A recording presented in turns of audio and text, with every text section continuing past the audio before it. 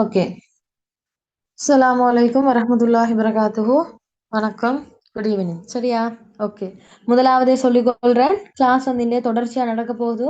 எல்லாம் ரெடி பண்ணி வச்சுக்கொள்ளுங்களா? சரி, ஓகே. பாருங்க, நம்ம முதலாவது கேள்வியிலிருந்து ஸ்டார்ட் பண்ணுவோம் பிள்ளைகள். மொத்தம் 100 கேள்விகள் இருக்குது. இன்ஷா அல்லாஹ் இன்னைக்கு முடிச்சுக்கொள்ள இயலும். சரியோ? ஓகே. பாருங்களேன், இப்ப உங்களுக்கு அவசரமா விட சொல்லிட்டு போறது ஸ்பீட் ரிவிஷனா இருக்க போதா, பின்னாலதான் எக்ஸ்பிளைன் பண்ற கேள்விகள் இருக்குது. இதெல்லாம் ஈஸியா செஞ்சுட்டு போகலாம். சரி, முதலாவது கேள்வி பாருங்க பிள்ளைகள். பின்வரும் சொற்களுள் பகரம் வேறுபட்டு ஒலிக்கும் சொல்லை தெரிவு செய்கன்னு தந்திருக்குது. அப்ப நீங்க பார்க்கணும், பகரம் வேறுபட்டு ஒலிக்கும் சொல்லு கேட்டேன்னு சொன்னா உங்களுக்கு தந்திருக்கிற 5 ஆன்சர்ல 4 ஆன்சர் இருக்கும் பிள்ளைகள் ஒரே விதமான ப்ரொனன்சியேஷன்ல இருக்கும். எப்படி? ஒரே விதமான ப்ரொனன்சியேஷன். ஆனா அதுல ஒருத்தர் இருப்பாரு டிஃபரெண்டான ப்ரொனவுன்ஸ் பண்ணிடு டிஃபரெண்ட் உச்சரிப்புல இருப்பாரு. அது என்ன ஆன்சர்ன்னு தான் கேக்குறாங்க. சரியோ? இப்படி உங்களுக்கு ஃபைனல் எக்ஸாம்பிள் இந்த மெத்தட்ல வரலாம். இப்ப இங்க பகரம் வேறுபட்டன்னு வந்த மாதிரி உங்களுக்கு சகரமோ ககரமோ வேறுபட்டு வரும் என்று கேட்கலாம். அப்ப நீங்க என்ன செய்யணும்டா, இதுக்கெல்லாம் நோட்ஸ் பாடமாக்க தேவையில்லை. ஜஸ்ட் உங்களோட பொது அறிவை கொண்டு உங்களுக்கு விடை அளிக்கலாம். சரி, சொல்லுங்க பாப்போம், இதுக்கு என்ன ஆன்சர் வரப்போகுது? ஆம்பல். வெரி ஆம்பல். Good, very good. ஆம்பல். பாருங்க, பட்டு என்னும் போது பிள்ளைகள் பி சவுண்ட். அதே மாதிரி பணம் என்று சொல்லும் போதும் பி சவுண்ட். பரிசுன்னு சொல்லும் போதும் பி சவுண்ட். ஏன் பத்திரிகை என்று சொல்லும் போதும் பி சவுண்ட். அப்ப இந்த 4மே பிள்ளைகள் ஒரே விதமான உச்சரிப்பில் இருக்குது. ஆனா ஆம்பல் மட்டும்தான் பிள்ளைகள் அதுல இருக்கிற பானா பி சவுண்ட்ல உச்சரிக்கப்படுது. எனவே உங்களுக்கு சொல்லலாம், இந்த 5 ஆன்சர்ல வேறுபட்டு ஒலிக்கிற ஆன்சர் எதுன்னு சொன்னா ஆம்பல். சரியோ? இப்படித்தான் விட எடுக்கிறது. அதே மாதிரி நீங்க பயப்பட தேவையில்லை, உங்களோட ஃபைனல் எக்ஸாம்ல இப்படியான கேள்விகள் தான் வரும். சரி, இந்த கேள்வி சரியானு பாருங்க. ஓகே, சரி. ரெண்டாவது பாருங்க, பின்வரும் சொற்களுள் வேற்றுநிலை மெய்மயக்கமாக அமைந்த சொல்லை தெரிவு செய்க. அப்ப உங்ககிட்ட நான் இதை எக்ஸ்பிளைன் பண்ண தேவையில்லைன்னு நினைக்கிறேன். ஏன்னா நிறைய தரம் உடல்நிலை வேற்றுநிலை சொல்லி தந்திருக்கிறேன். உடல்நிலை என்று சொன்னா பிள்ளைகள் ஒரு சொல்லிட இடையில் இருக்கிற மெய்யெழுத்தை அடுத்ததாக அதே குடும்பத்தை சேர்ந்த ஒரு எழுத்து வரணும். சரியோ?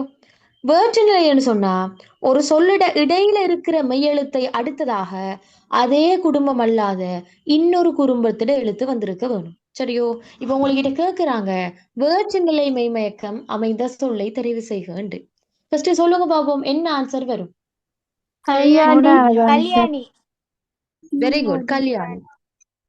பாருங்க, கல்யாணி என்ற எடுத்தன்னு சொன்னா சொல்லிட இடையில இருக்கிற மெய்யெழுத்துன்னு பார்க்கணும். ஃபர்ஸ்ட்டுக்கு பிள்ளைகள், நீங்க மெய்மயக்கம் கேள்விக்கு முகம் கொடுக்கறதா இருந்தால் நீங்க ஃபர்ஸ்ட்டுக்கு செய்ய வேண்டிய வேலை அந்த சொல்லுல இடையில இருக்கிற மெய் எழுத்து. சரியா? மெய்யெழுத்தை தான் நீங்க கன்சிடர் பண்ணணுமா? அப்ப சொல்லிட இடையில இருக்கிற மெய்யெழுத்து கல்யாணி. எதுன்னு அதுக்கு அடுத்ததாக இருக்கிற எழுத்து எதுன்னு பார்க்கணும். அப்ப சொல்லிட இடையில இருக்கிற மெய்யெழுத்து யாருன்னு சொன்னா இல்லைன்னு. அப்ப இல்லைனால நீங்க கைய வச்சுட்டு தான் பிள்ளைகள் அதுக்கு அடுத்ததாக யார் இருக்குதுன்னு பார்க்கணும். அப்ப அதுக்கு அடுத்ததாக யார் இருக்குதுன்னு சொன்னா யானை இருக்குது. யானான்னு சொல்றது பிள்ளைகள் இல்லிட குடும்பமா? இல்ல மைக்க மியூட் மிஸ். பண்ண. இல்ல. என்ன, யானான்னு சொல்றது இல்லிட குடும்பம் அல்ல. அப்ப இரண்டும் வித்தியாசமான குடும்பம். என்ன, இல்லன்றது ஒரு குடும்பம், யாண்டு சொல்றது இன்னொரு குடும்பம். எனவே வேறுபட்ட குடும்பங்கள் பக்கத்துல பக்கத்துல இருந்தால் அதுக்கு நாங்க சொல்லுவோம் வேற்றுநிலை மெய்மயக்கம். சரியோ? அடுத்த ஆன்சரை அவசரமா பார்த்துட்டு வருவோம். இந்த 100 இருக்குது. பஞ்சை. பஞ்சையில பாருங்க பிள்ளைகள், சொல்லிட இடையில இருக்கிற மெய்யெழுத்துன்னா இஞ்சன்னா. அந்த இஞ்சன்னாவை அடுத்து யார் இருக்கா என்று பார்த்தா நெய்யன்னு இருக்குது. நெய்யன்றது எங்கள் எல்லாருக்குமே தெரியும், இஞ்சிட அதே குடும்பம். 2 பேரும் ஒரே குடும்பம்ன்றதால எங்களுக்கு சொல்லலாம் இது உடல்நிலை மெய்மயக்கம். சரி, அடுத்து பாருங்க, தெவ்வர். தெவ்வர்ன்னு சொன்னா பிள்ளைகள் சொல்லிட இடையில இருக்கிற மெய்யெழுத்து எதுன்னு பார்த்தால் இவ்வண்ணா. இறன்னா பாக்குற இல்லையா? இறன்னாண்டு சொல்லிட கடைசியில் இருக்கிற மெய்யெழுத்து. சில பிள்ளைகள் தவிர இறன்னா பாக்குங்க. எங்களுக்கு தேவை சொல்லிட இடையில எந்த மெய்யெழுத்து இருக்கா யாருன்னு பார்க்கணும். எனவே அந்த மெய்யெழுத்தை அடுத்ததாக யார் இருக்கா பார்த்தா வான இருக்குது. வானாடு சொல்றது பிள்ளைகள் இவ்வண்ணாட குடும்பம். எனவே ரெண்டும் ஒரே குடும்பம் என்றதால எங்களுக்கு சொல்லலாம் உடல்நிலை மெய்மயக்கம் என்று. அடுத்த பாருங்க, தண்ணீர். தண்ணீர் எடுத்தன்னு சொன்னா பிள்ளைகள் சொல்லிட இடையில் இருக்கிறவர் யாருண்டா இன்னன் இருக்குது. அந்த இன்னனாவை அடுத்து யார் இருக்கான்னு பார்த்தா நீயன் இருக்குது. இன்னும் நீயும் பிள்ளைகள் ஒரே குடும்பத்தை சேர்ந்த எழுத்து. எனவே இவரும் உடல்நிலை. அடுத்த பாருங்க, பொய்யன். பொய்யன் எடுத்தா பிள்ளைகள் சொல்லோட இடையில இருக்கிற மெய் எழுத்து ஐயன்னா அந்த ஐயன்னாவை அடுத்ததாக யார் இருக்கான்னு பார்த்தால் அதே யானை இருக்குது. ஈட குடும்பமே தான் ஞானா. எனவே இருவரும் ஒரு குடும்பத்தை சேர்ந்தாக்க ஒரே ஃபேமிலி. எனவே சொல்லலாம் உடல்நிலை மயக்கம் அப்படின்னு. எனவே இந்த நாலுமே உடல்நிலை. வேற்று நிலையா இருக்கிறது கல்யாணி. எனவே கல்யாணி தான் ஆன்சராக வரப்போகுது. கிளியரா? Miss teacher. Very good. அடுத்தது 3வதுக்கு போவோமா? ஓகே. இப்ப இதுல நீங்க கான்பிடென்டா இருக்கணும். இந்த 100 கேள்வி செய்யும் போது உங்களுக்கு அந்த 100 கேள்வியும் தைரியமா முகம் கொடுக்க இயலுமா? அந்த 100 கேள்வி உங்களால செய்ய இயலுமான்னு முடிவெடுத்து கொள்ளுங்க. எங்களுக்கு இருக்க போற ஜஸ்ட் 2 days. அதுல நாங்க பார்க்கணும் நாங்க எந்த தகுதியில எந்த நிலையில இருக்கிறோம்ன்றத உங்களுக்கு இந்த மெஷர் பண்ணி கொள்ளையிலும். சரியா? ஓகே. 3வது கேள்வி பாருங்க. பெயர் பகாப்பதமாக அமைந்த சொல். சரியோ? இப்ப நாம பார்க்க பெயர் பகாப்பதம்ன்றதை பாக்குறதுக்கு முதல் பிள்ளைகள் பகாப்பதம் என்றா என்னன்னு பார்த்துட்டு வருவோம். சரி, உங்களுக்கு தெரியும் பதம் என்று சொல்றது நாம ஒரு சொல்லுக்குன பதம் என்றால் சொல். அந்த சொற்கள பிள்ளைகள் எங்களுக்கு 2 வகையா பிரிக்கலாம். ஒன்று பகுபதம், அடுத்தது பகாப்பதம். பகுபதம் என்று சொல்றது என்னண்டா தமிழ்ல இருக்கக்கூடிய சொற்கள் சில சொற்கள பிள்ளைகள் பகுக்க முடியுமானதா இருக்கும். பகுத்தலண்டா பிரித்தலன்னு அர்த்தம். சரியோ? எனவே எந்த சொற்களை பிரிக்க முடியுமாக இருக்குதோ அதெல்லாம் பகுபதம் அப்படின்னு சொல்லுவோம். அதே சமயம் எந்த சொற்களை பகுக்க முடியாமல் இருக்குதோ அதெல்லாம் பகாப்பதம் அப்படின்னு சொல்லுவோம். எந்த சொற்களை பிரிக்க முடியாமல் இருக்குதோ அதுக்கு எல்லாத்துக்குமே நாங்க சொல்லுவோம் பிள்ளைகள் பகாப்பதம் அப்படின்னு சொல்லி. இந்த பகாப்பதத்தை பிள்ளைகள் நாங்க இலக்கணத்துல 4ஆக படிக்கிறோம். ஒன்று பெயர் பகாப்பதம், அடுத்தது வினை பகாப்பதம், 3வது இடைப்பகாப்பதம், 4வது உரிப்பகாப்பதம். பெயர் பகாப்பதம் என்று சொல்றது என்னடா பிள்ளைகள்? ஒரு பெயர் சொல் பிரிக்க முடியாமல் இருந்தால் அது பெயர் பகாப்பதம். உதாரணமாக மரம், கல், மண், வீடு, பூ, குடிசை இதெல்லாமே என்ன பெயர் பகாப்பதங்கள். வினை பகாப்பதம் என்று சொல்றது என்னண்டா எந்த வினை சொல்லை பிரிக்க முடியாமல் இருக்குதோ அதெல்லாம் வினை பகாப்பதங்கள். சரியா? உதாரணமாக நட, வா, ஓடு, இரு, தட்டு இதெல்லாமே என்ன வினை பகாப்பதங்கள். ஏனென்றா அந்த வினை சொற்களை பிரிக்க முடியாமல் இருக்குது. அதே மாதிரி இடைப்பகாப்பதம். இடைப்பகாப்பதம் என்று சொல்றது பிள்ளைகள் இடை சொற்களை பிரிக்க முடியாமல் இருந்தால் அது இடைப்பகாப்பதம். உதாரணமாக இனி, மற்ற, பிற பிரிக்க இயலுமா? இயலா. எனவே இதெல்லாம் இடைப்பகாப்பதங்கள். அடுத்தது உரிப்பகாப்பதம். உரிச்சொற்கள் பிரிக்க முடியாமல் இருந்தால் அதுக்கு நாங்க சொல்லுறோம் என்னது? உரிப்பகாப்பதம். உரிச்சொற்கள் உங்களுக்கு தெரியும். உரு, தவ, நனி, சால, கடி, கூர், களி. இவ்வாறான சொற்கள பிள்ளைகள் தனித்திருக்கும் போது பிரிக்க இயலாம். எனவே உரிப்பகாப்பதம். இப்ப நீங்க நினைக்கலாம் உரு என்பது உரிச்சொல் தானே, எனவே உருமீன் என்பதை பிரிக்க இயலா, இது பகாப்பதம் என்று வருமண்டா? நோ, இது பகுப்பதம். உரு என்ற உரிச்சொல்லோட பிள்ளைகள் இன்னொரு சொல் சேர்ந்து வந்தா அதை பிரிக்கலாம். இப்ப உரு மீன் என்று வந்தால் உரு சக மீன் என்று பிரிக்கலாம். இதுவே தனியா உரு என்று வந்தால் அதை பிரிக்க முடியாது. விளங்கினதா? எனவே இப்படித்தான் 4 வகைகள் பகாப்பதத்துல இருக்குது. இப்ப கேள்வியில் என்ன கேட்டிருக்காங்கடா பெயர் பகாப்பதம் என்று கேட்டிருக்காங்க. அப்ப பெயர் பகாப்பதம் என்றா பிள்ளைகள் நீங்க ஃபர்ஸ்ட்டுக்கு நோட் பண்ணிக்கொள்ளணும். நீங்க எடுக்கிற ஆன்சர் ஒரு பெயர் சொல்லா இருக்குதா, அதே சமயம் அந்த பெயர் சொல் பிரிக்க முடியாமல் இருக்குதா, அப்ப அதுதான் ஆன்சர். கிளியர்? ஆன்சருக்குள்ள போவோமா?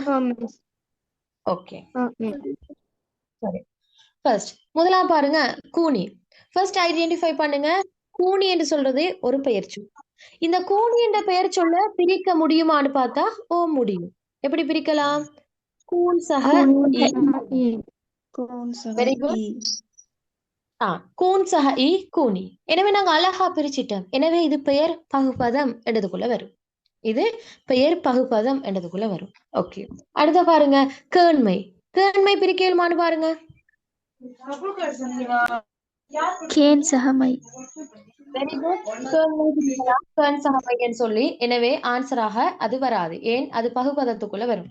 மைக்களை கொஞ்சம் நோட் பண்ணிக்கொள்ளுங்களா? ஓகே, அடுத்து பாருங்க நீலம். நீலம் என்றது ஒரு ஆக்கப்பெயர் பிள்ளைகள். ஃபர்ஸ்ட் பாருங்க இது பிரிக்க இயலுமா?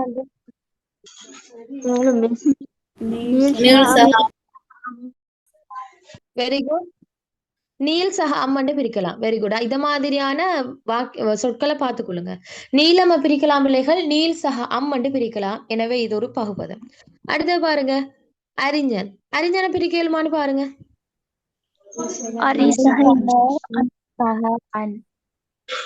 Very good. அரின் சஹன் சஹான் அழகா பிரிச்சிருக்கிறோம். எனவே இது ஒரு பகுபதம். அடுத்தது பாருங்க, இலங்கை. இலங்கை என்றது பிள்ளைகள் பிரிக்க இயலுமான்னு பாருங்க. ஏலா. ஏலாது இளம் ஏலாது சக கையோ அல்லது இல சக கையோ பிரிக்க இயலா. ஏனென்றா இலங்கை என்பது ஒரு தனிச்சொல். எனவே இலங்கை என்பது ஒரு பெயர் சொல்லாம இருக்குது. அதே சமயம் இதை பகுக்க முடியாமலும் இருக்குது. எனவே எங்களுக்கு ஒரு முடிவுக்கு வரலாம், இதுதான் பெயர் பகாப்பதம். விளங்கினதோ? ஓகே. ரெஸ்பான்ஸ் அவசரமா வரணும். ஓகே, சரி. 4வது கேள்வி போவோமா? ஓகே. 4வது கேள்வி பாருங்க. செய்வித்தான் எனும் பகுபத சொல்லின் பகுதியாக அமைவது. முதலாவது என்ன சொல்லுங்க? செய்வித்தான் என்பது எந்த வினை? காரண வெரி குட்.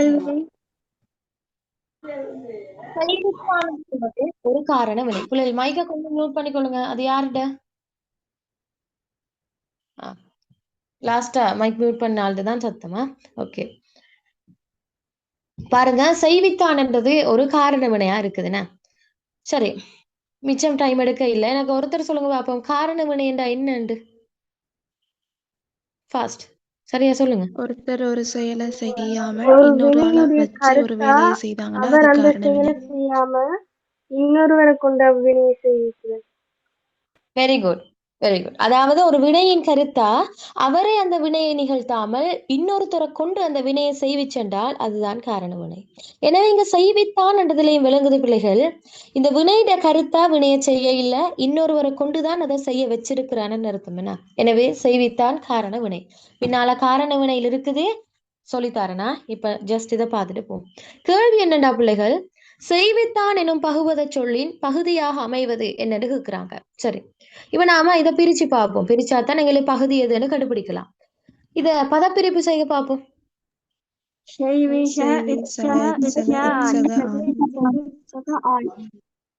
Very good. செய்வே சக உற்சக உற்சக ஆண் தான் செய்வித்தான். இந்த டைம்ல பிள்ளைகள் லாஸ்ட் டைம்ல இருக்கீங்க. உங்களுக்கு பகுதி பிரிக்க இயலாட்டி நீங்க ஒன்றை ஒன்று தான் கன்சிடர் பண்ணணும். நீங்க எடுக்கிற வினை சொல்ற பகுதி ஒரு கட்டளையிடுற பாங்குல, ஒரு கமாண்ட் பண்ண செய்யக்கூடிய பாங்கல் இருக்குதான்னு பாருங்க. அப்படி இருந்தால் அது பகுதி என்றதை உறுதியா எடுக்கலாம். சரியோ? அப்ப செய்வித்தான் என்ற வினை சொல்லின் பகுதியாக இருக்கிறது செய்வி. Very good. ஆன்சரை பாருங்க. செய், செய்வி, செய்து, செய்வித்து, செய்ய. இதுல சரியான ஆன்சர் என்ன? செய்வி. Very good. அடுத்த கேள்விக்கு போகும் பிள்ளைகள் பாருங்க. பின்வரும் சொற்களுள் தொழிற்பெயரை தெரிவு செய்க. சரி, அப்ப நான் ஃபர்ஸ்ட் சொல்லிக் கொள்றேன். தொழிற்பெயர் என்று சொல்றது என்னடா பிள்ளைகள்? நாங்க செய்யக்கூடிய ஒரு செயலை அல்லது நாங்க செய்யக்கூடிய ஒரு தொழிலை குறிக்க பயன்படுகின்ற ஒரு பெயர் சொல் தான் தொழிற்பெயர். பெயர் சொற்குள்ள ஒரு வகைதான் தொழிற்பெயரா? சரியா? அதாவது நீ நல்லா கன்சிடர் பண்ணுங்க. நாங்க செய்யக்கூடிய ஒரு செயலையோ அல்லது நாங்க செய்யக்கூடிய ஒரு தொழிலையோ குறிக்க பயன்படுத்துகின்ற பெயர் சொற்கள் தான் தொழிற்பெயர்கள். சரி, இந்த தொழிற்பெயர்கள் பிள்ளைகள் 3 விதமாக உருவாகலாம். Type 1, type 2, type 3. இந்த டைப் 1 எப்படின்னு சொன்னா பிள்ளைகள், நாங்க இதுக்கு சொல்லுறோம் காலம் காட்டாத தொழிற்பெயர். இங்க எழுதுறேன்னா டைப் 1க்கு இந்த ஷார்ட் நோட் எடுத்துக்கொள்ளுங்க. அதுதான் லாஸ்ட் டைம்ல ஹெல்ப்ஃபுல்லா இருக்குமா? சரியோ? இந்த டைப் 1 எப்படின்னு சொன்னா பிள்ளைகள் காலம் காட்டாத தொழிற்பெயர் அப்படின்னு சொல்லுறோம். ஏனென்றா இந்த டைப் 1ல இருக்கிற தொழிற்பெயர்கள் எப்படியான கட்டமைப்பில் உருவாகும்னு சொன்னா, ஒரு வினை அடியுடன் தல் அல்லது அல் அல்லது இத்தல் விகுதி சேர்ந்திருக்கும். எப்படி? ஒரு வினை அடியுடன் தல் விகுதி அல்லது அல் விகுதி அல்லது இத்தல் விகுதி வந்து சேர்ந்திருக்கும். உதாரணமாக போதல், போதல் எடுத்தால் போ சக தல், உண்ணல் எடுத்தா உன் சக அல். என்ன? தல் அல் விகுதிகள் வந்தால் வினை அடியுடன் அதுக்கு நாங்க சொல்லுறோம் இது தொழிற்பெயர் தான். ஆனால் முதலாவது வகையில் இருக்கிற தொழிற்பெயர், இதுக்கு நாங்க ஸ்பெஷலா ஒரு பெயர் கொடுக்கிறோம், காலம் காட்டாத தொழிற்பெயர். என்னன்னு சொன்னா, போதல் உண்ணல் என்றதுல காலங்கள் காட்டப்படுவது இல்லை. இது எங்களுக்கு இறந்த காலத்திலேயோ நிகழ்காலத்திலேயோ எதிர்காலம் உண்டு ஷுவராக சொல்ல இல்லை, இல்லைங்கிறது. இதுல காலங்கள் காட்டப்படுவது இல்லை. எனவே முதலாவது தொழிற்பெயர் வகையாக இது இருக்குது. சரி, 2வது டைப் 2. இதுக்கு நாங்க சொல்லுறோம் காலம் காட்டும் தொழிற்பெயர் அப்படின்னு. ஏன் நாங்க காலம் காட்டும் தொழிற்பெயர் என்று சொல்றோம்டா, இதுல வரக்கூடிய ஒரு ஸ்பெஷலான நபர், இவராலதான் இதுக்கு இந்த பேர் வந்தது. ஏன்னு சொன்னா பிள்ளைகள், இந்த காலம் காட்டும் தொழிற்பெயர்ல வினை அடி இருக்கும், கால இடைநிலை இருக்கும். இதுல முக்கியமான நபர் இவருதான். அதோட அது அல்லது மெய் என்ற விகுதிகள் இருக்கும். சரியோ? இந்த அது மெய்யெல்லாம் தொழிற்பெயர் விகுதிகள், அல்லெல்லாம் தொழிற்பெயர் விகுதிகள். சரியோ? உதாரணமா பாருங்க, போனமை, வந்தமை என்று சொல்லலாம். போனமை பாருங்க, போசக இன்சக மை, போனமை. போனமை என்றது என்ன காலம் விலகல்? இறந்த காலம். Very good. ஏன் ஏன் நீங்க இறந்த காலம் என்று சொல்ல காரணம்டா, இந்த போனமையில் இருக்கிற கால இடைநிலையான இன் தான் இதுவர் இறந்த காலம் என்றதை காட்டி நின்றது. ஏனென்றா நீங்க படிச்சிருக்கீங்க பிள்ளைகள், இறந்த கால இடைநிலைக்குள்ள இன் வரும். சரியா? இன் வரும். அதே மாதிரி பாருங்க, போகின்றமை, போசக கின்று சக மை. போகின்றமை என்பது நிகழ்காலம் தான் என்றதை காட்டுறது இந்த கால இடைநிலை.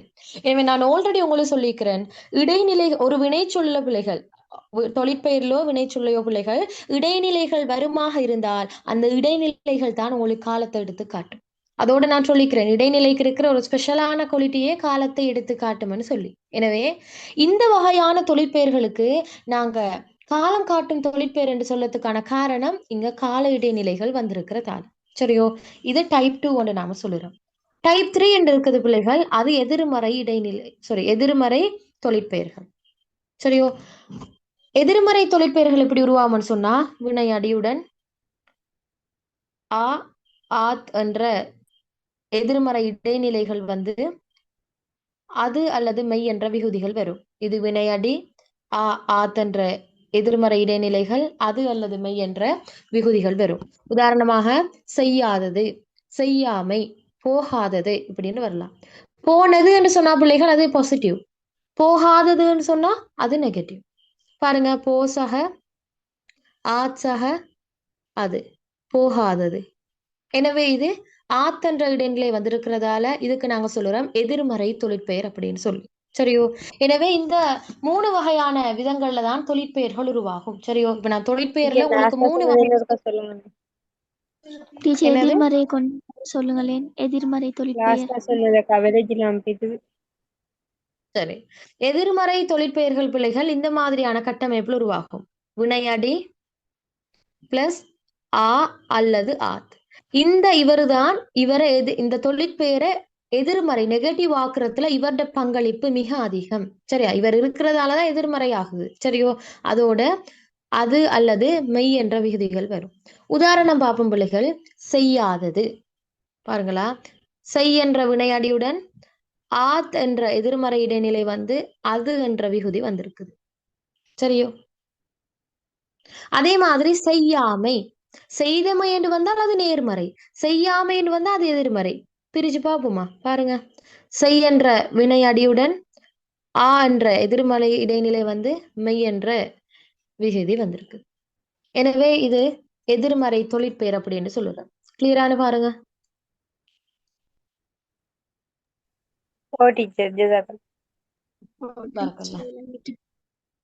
ஓகே, இப்ப பாருங்களா, கேக்குறாங்க, பின்வரும் சொற்களுள் தொழிற்பெயரை தெரிவு செய்கன்னு கேக்குறாங்க. முதலாவது ஆன்சர் நன்றி, 2வது போனது, 3வது நீலம், 4வது தொல்லை, 5வது நலம். எது ஆன்சர்? இப்ப எனக்கு சொல்லுங்க, நான் உங்களுக்கு டைப் 1, டைப் 2, டைப் 3 சொல்லி தந்திருக்கிறேன். இதுல போனது என்றது எந்த டைப்ல வரும்?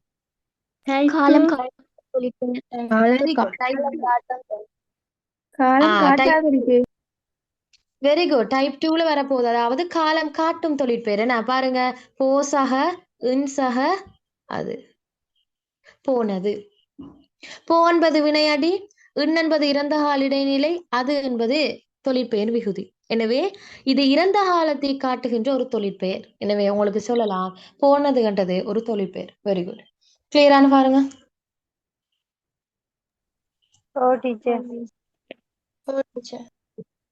ஓகே, 6வது கேள்விக்கு வாங்க. பின்வரும் சொற்களுள் வினையால் அணையும் பெயராக அமைவது. ஓகே, இதுக்கு வர்றதுக்கு முன்னுக்கோ வினையால் அணையும் பெயர்ன்றதை கொஞ்சம் ஸ்பீடா பார்த்துட்டு போ. சரியா? வினையால் அணையும் பெயர், வினையால் அணையும் பெயர்ன்னு சொல்றது என்னடா பிள்ளைகள், ஒரு வினையையும் வினையை புரிந்த கருத்தாவையும் காட்டி வருகின்ற பெயர்கள் தான் வினையாளனையும் பெயர்கள். ஷோர்ட்டான் என்ன வச்சுக்கொள்ளுங்களா, ஒரு வினையையும் வினையை செய்த ஆளையும் காட்டியிருக்கிறோம். நாம சொல்லுறோம் தானே ஒரு கல்லுல 2 மாங்கான்னு சொல்லி. அதே மாதிரிதான் வினையாளனையும் பெயர்கள்ல எங்களுக்கு 2 விஷயங்களை பார்க்கலாம். ஒன்று, அதுல செய்யப்பட்ட வினை என்ன, அதை செய்த நபர் யாரு. விளங்குதா? வினையாளனையும் பேரா இருந்தால் அதுல எங்களுக்கு 2 விஷயத்தை அவதானிக்கலாம். ஒன்று, அவர் செஞ்ச வினை என்ன, அந்த செஞ்ச ஆள் யாரு. இப்படித்தான் இந்த வினையாளனையும் பெயர்கள் இருக்குது. அதாவது வினையை செய்த நபரையும் குறித்து காட்டுகின்ற பெயர்கள் தான் வினையாளனையும் பெயர்கள். சரியோ? அப்ப இது எந்த கட்டமைப்புல வரும்னு சொன்னா பிள்ளைகள், வினையடி, கால இடைநிலை, அதே மாதிரி பிள்ளைகள் வினையாளனையும் பேர்ல காலங்களையும் அவதானிக்கலாமா, ஏன்னா கால இடைநிலை வந்திருக்கிறதா, பிளஸ் படற்கை பெயர்கள் வரும். சரியோ? இதுல பிள்ளைகள் நல்லா நோட் பண்ணி கொடுக்க, ஒரு வினையாளனையும் பேர்ல நான் சொல்லி தந்தேன் ஒரு வினையையும் வினை புரிந்த நபரையும் அவதானிக்கலாம் என்று. அது இந்த 3ல எவங்க மூலமாக அவதானிக்கலாம் என்றத சொல்லித்தர போறேன். இதுல பிள்ளைகள் படற்கை பேராக வரக்கூடியதுலதான் எங்களுக்கு வினை புரிந்த கருத்தாவை அவதானிக்கலாம். படற்கை பெயரை வச்சுதான் வினையை செய்த நபரை அவதானிக்கலாம். இந்த வினையடியை கொண்டுதான் செய்யப்பட்ட வினை என்னன்றதை பார்க்கலாம். அவர் நடந்திருக்கிறாரா, ஓடி இருக்கிறாரா, படிச்சு கொண்டிருக்கிறாரான்றத, அவர் என்னதான் வினையை செஞ்சாருன்றதை எங்களுக்கு வினையடி மூலமாக பார்க்கலாம். அதே மாதிரி அந்த வினையாளனையும் பேர் எந்த காலத்துல இருக்குதுன்றத கால இடைநிலை மூலமாக பார்க்கலாம். விளங்கினதா? படற்கை பெயர் மூலமாக கருத்தாவை பார்க்கலாம், வினையடி மூலமாக வினையை பார்க்கலாம், கால இடைநிலை மூலமாக காலத்தை பார்க்கலாம். இதனாலதான் நாம சொல்லுறோம் வினை அடியையும் கால இடைநிலையையும் படற்கை பெயரையும் கொண்டமைகின்ற பெயர்கள் வினையாளனையும் பெயர்கள். இன்னொரு மெத்தட்ல சொல்லலாம், வினையையும் வினை புரிந்த கருத்தாவையும் சுட்டி காட்டுகின்ற பெயர்கள் வினையாளனையும் பெயர்கள் என்றதாக சொல்லலாம். சரியோ? அப்ப நீங்க பார்க்கணும், நீங்க ஒரு ஆன்சரை வினையாளனையும் பெயராக எடுக்கிறீங்கன்னு சொன்னா இந்த 3 விஷயங்களும் இருக்குதான்னு பார்க்கணும். செய்யப்பட்ட வினையை அவதானிக்கலுமா, அந்த வினையை செய்த நபரை அவதானிக்கலுமா, அதே மாதிரி அந்த வினை நிகழ்ந்த காலத்தை அவதானிக்கலுமா. இந்த 3 விடயங்களையும் அவதானிக்க முடியுமா இருந்தால் அதுதான் வினையாளனையும் பெயர். கிளியர்?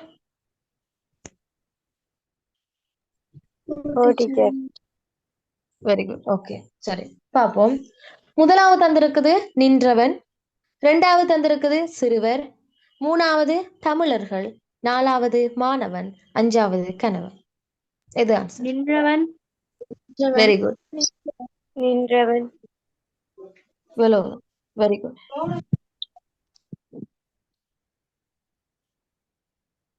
நின்றவன். இந்த நின்றவன் என்று சொல்ல பிள்ளைகள் அவன் செய்த வினை என்ன, செய்தவன் யாரு, வினையை செய்த நபன் யாரு பாருங்க. நின்றவன் என்றதுல அவன் செய்த வினை, அவன் நின்று கொண்டிருந்தான், நிற்றல் என்ற வினையை செய்திருந்தான். என்ன, ஸ்டேண்டிங், நிற்றல் என்ற வினையை செஞ்சிருக்கிறான். அதே மாதிரி எவன் நின்றானோ அவனையும் சுட்டி காட்டுது. பாருங்க, நின்றவன்ல எவன் நின்றானோ அவனை இங்க சுட்டி காட்டுது. அவன் செஞ்சது நிற்றல் என்ற தொழில இங்க வினையில சுட்டி காட்டுது. எனவே வினையையும் வினை புரிந்த கருத்தாவையும் எங்களுக்கு இதனூடாக பார்க்கலாம். இதை நாங்க அந்த கட்டமைப்புல போட்டு பார்க்குமா, ஸ்ட்ரக்சர்ல போட்டு பார்ப்போமே. பாருங்க, வினையடி நில், கால இடைநிலை இற்றன்னா என்பது ஒரு இறந்த கால இடைநிலையா, படற்கை பெயர் அவன், நில் சக இட்சக அவன் தான் பிள்ளைகள் நின்றவன். பாருங்க, நான் சொல்லி தந்தேன் வினையாளனையும் பெயரில் வினையடியாக எது வருமோ அதனை கொண்டு வினையை அவதானிக்கலாம். நில் என்ற வினையடி இருக்குது. உண்மையிலே பிள்ளைகள் நின்றவன் என்றதுல அவன் என்ன வினையை செஞ்சுட்டு இருந்தான்,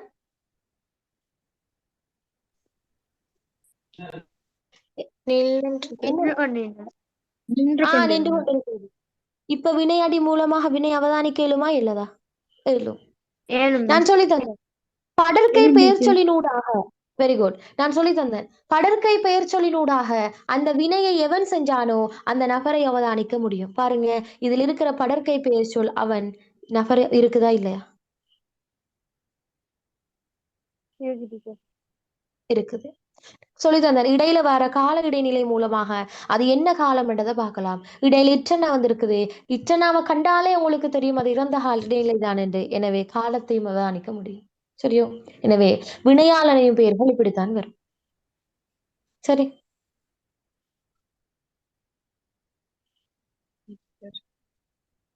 ஓகே. அடுத்து ஞாபகம் வச்சுக்கொள்ள பிள்ளைகள், இந்த வினையாளனையும் பெயர்கள் வேற்றுமை உறுப்புகளை ஏற்கும். சரியா? அதையும் நோட் டவுன் பண்ணிக்கொள்ளுங்க. எனவே சரியான ஆன்சர் பிள்ளைகள் நின்றவன். சரி, அடுத்த ஆன்சரை பாருங்க. சிறுவர். சிறுவர்ல வினைகள் இல்ல, செய்யப்பட்ட வினை இல்ல, வெறும் நபர் தான் இருக்குது. தமிழர்கள், இதுல நபர்கள் தான் இருக்குது, வினை இல்ல. மாணவன், நபர் தான் இருக்குது, வினை இல்ல. கணவன், நபர் தான் இருக்குது, வினை இல்ல. எனவே வினையும் நபரும் ரெண்டுமே இருக்கிறது, நின்றவன் என்பது. விளங்கினதா? ஓ டீச்சர். ஓ டீச்சர். ஓகே, அடுத்த கேள்விக்கு வாங்க. 7வது கேள்வி. பின்வரும் சொற்களுள் கூட்டு பெயராக அமைவது. ஓகே, கூட்டு பெயருக்கு வருவோம். இதெல்லாம் ஸ்பீட் ரிவிஷனா போகுது, உங்களுக்கு அந்த சிலபஸை ரிவிஷன் பண்ணிக்கொள்ளும். சரியா? கூட்டு பெயர்கள் உங்களுக்கு தெரியும் பிள்ளைகள். கூட்டு பெயர் என்று சொல்றது ஒன்றுக்கு மேற்பட்ட பெயர்கள் கூட்டு சேர்ந்து உருவாகுமாயிருந்தால் அது கூட்டு பெயர். சரியோ? ஒன்றுக்கு மேற்பட்ட பெயர்கள் கூட்டு சேர்ந்து உருவாகுமாக இருந்தால் அது கூட்டு பெயர் என்பதாக சொல்லுறோம். சரியோ? இந்த கூட்டு பெயர்கள் பிள்ளைகள் 2 மெத்தட்ல உருவாகலாம், மிச்சம் இல்ல. 2 மெத்தட்ல தான் உருவாகும். ஒன்று, ஒரு பெயர் சொல்லுடன் இன்னொரு பெயர் சொல் சேர்ந்து உருவாகும். அதோட ஒரு வினை சொல்லுடன் இன்னொரு பெயர் சொல் சேர்ந்து உருவாகும். சில பிள்ளைகள் இந்த இடத்துல மாத்தி போடுவாங்க, பெயரும் வினையும் விடு போடுவாங்க. அந்த இடத்துல நான் சொல்லித்தாரது உங்களுக்கு நினைவுல வரணும் பிள்ளைகள். கூட்டு பெயர்ன்றது பெயர் தானே, பெயர்ல தானே முடிஞ்சிருக்குது. எனவே நீங்க போடுற ஸ்ட்ரக்சர், நீங்க போடுற கட்டமைப்பும் பெயர்ல தான் முடிவடைஞ்சிருக்கணும். எனவே பெயர் பிளஸ் பெயர், வினை பிளஸ் பெயர், இப்படித்தான் வரணும். விளங்குதா? கடைசியில பெயர்ல முடிஞ்சால்தான் அது ஒரு கூட்டு பெயராக மாறும். சரி, இந்த 2 கட்டமைப்பையும் நோட் பண்ணி கொள்ளுங்க. சரியா? அப்போ பெயர் பிளஸ் பெயருக்கு உதாரணம் ஒன்று எழுதலாம் பிள்ளைகள். மண் வெட்டி, மண் சக வெட்டி. மண் என்றதும் பெயர் சொல், வெட்டி என்றதும் பெயர் சொல். எனவே மண்வெட்டி என்றது ஒரு கூட்டு பெயர். அடுத்தது வினை, வினை பிளஸ் பெயர். எரிகணை. எரி என்பது ஒரு வினை சொல், கணை என்பது ஒரு பெயர் சொல். எனவே வினையும் பெயரும் சேர்ந்து வந்தால் அதுக்கு நாங்க சொல்லுறோம் கூட்டு பெயர் அப்படின்ட்டு. நீங்க அவதானிக்கணும் பிள்ளைகள், கூட்டு பெயராக இருக்குமாயிருந்தால் அதுல வரக்கூடிய 2 சொற்களுமே அர்த்தம் தரக்கூடிய சொற்களாக இருக்கும். சரியா? இது ஒரு விஷயம் கூட்டு பெயர்கள்.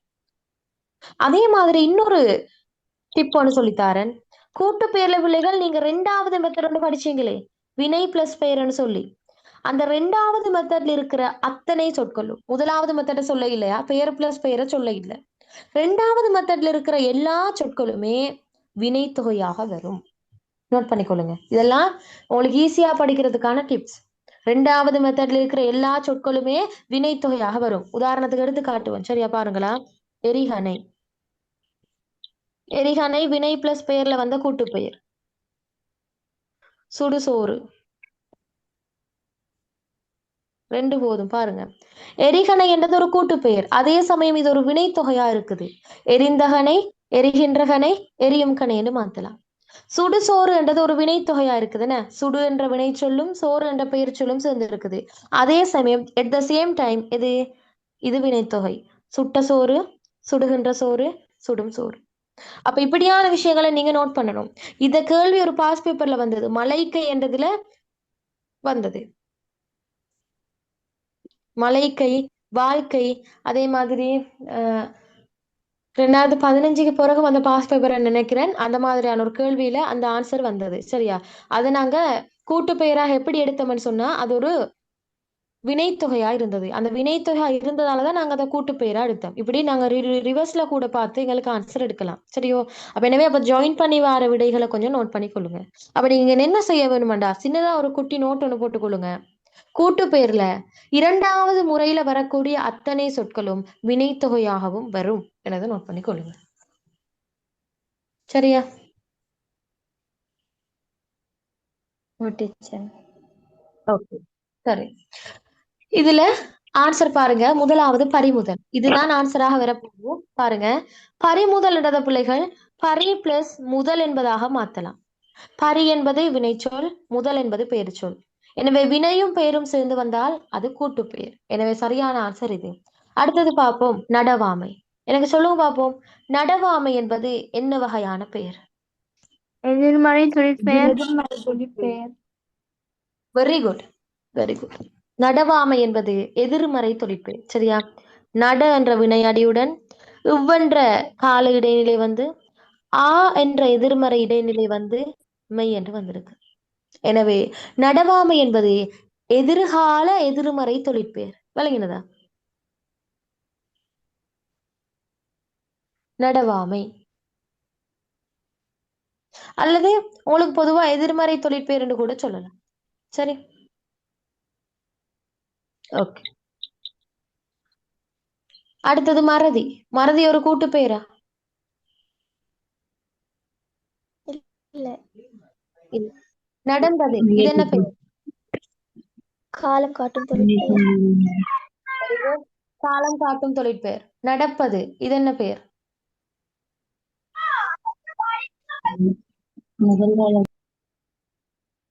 நடப்பது இது என்ன பெயர்? காலம் காட்டும் தொழிற்பெயர். Very good. காலம் காட்டும் தொழிற்பெயர். பாருங்க, நடசக இப்சக இப்சக அது 2 இப் வந்தா இதுக்கு நாங்க சொல்லுறோம் வல்வினை அப்படின்ட்டு. விளங்கினதா? நட என்ற வினையடியுடன் இப்பென்ற எதிர்கால இடைநிலை வந்து அது என்று தொழிற்பெயர் தொழிற்பெயர் விகுதி வந்திருக்குது. எனவே இதுக்கு நாங்க சொல்லுறோம் காலம் காட்டும் தொழிற்பெயர் அப்படின்ட்டு. சரியோ?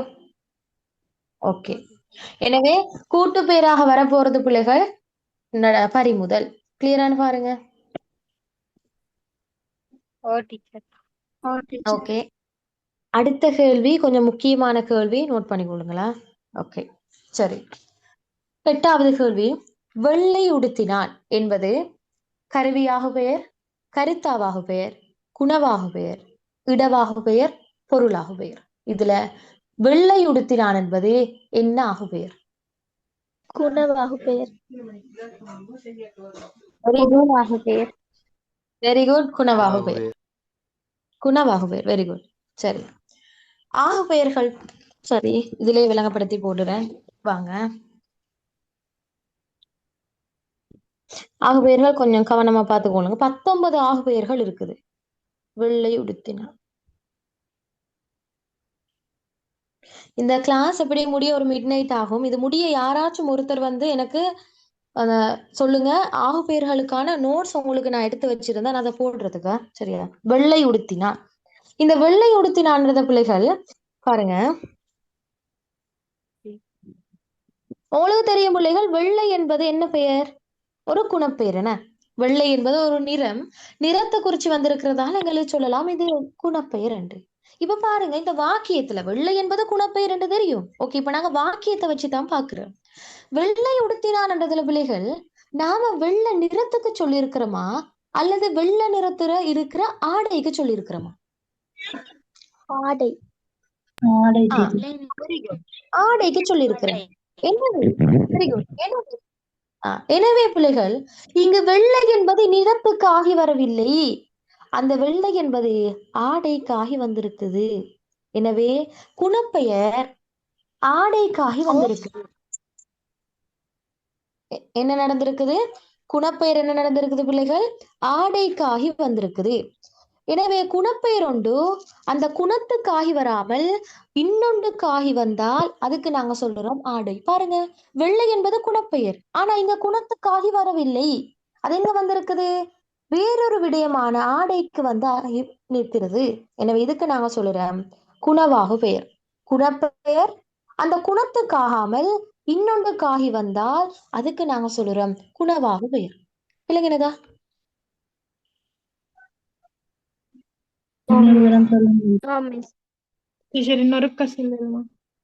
ஓகே,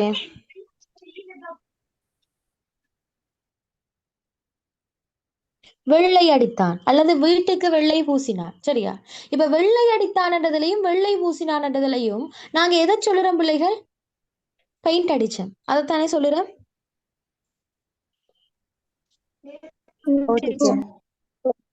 எனவே இங்க இருக்கிற வெள்ளை என்பது அந்த நிறத்துக்காகி வர இல்ல, அது எதுக்காகி வந்திருக்குது?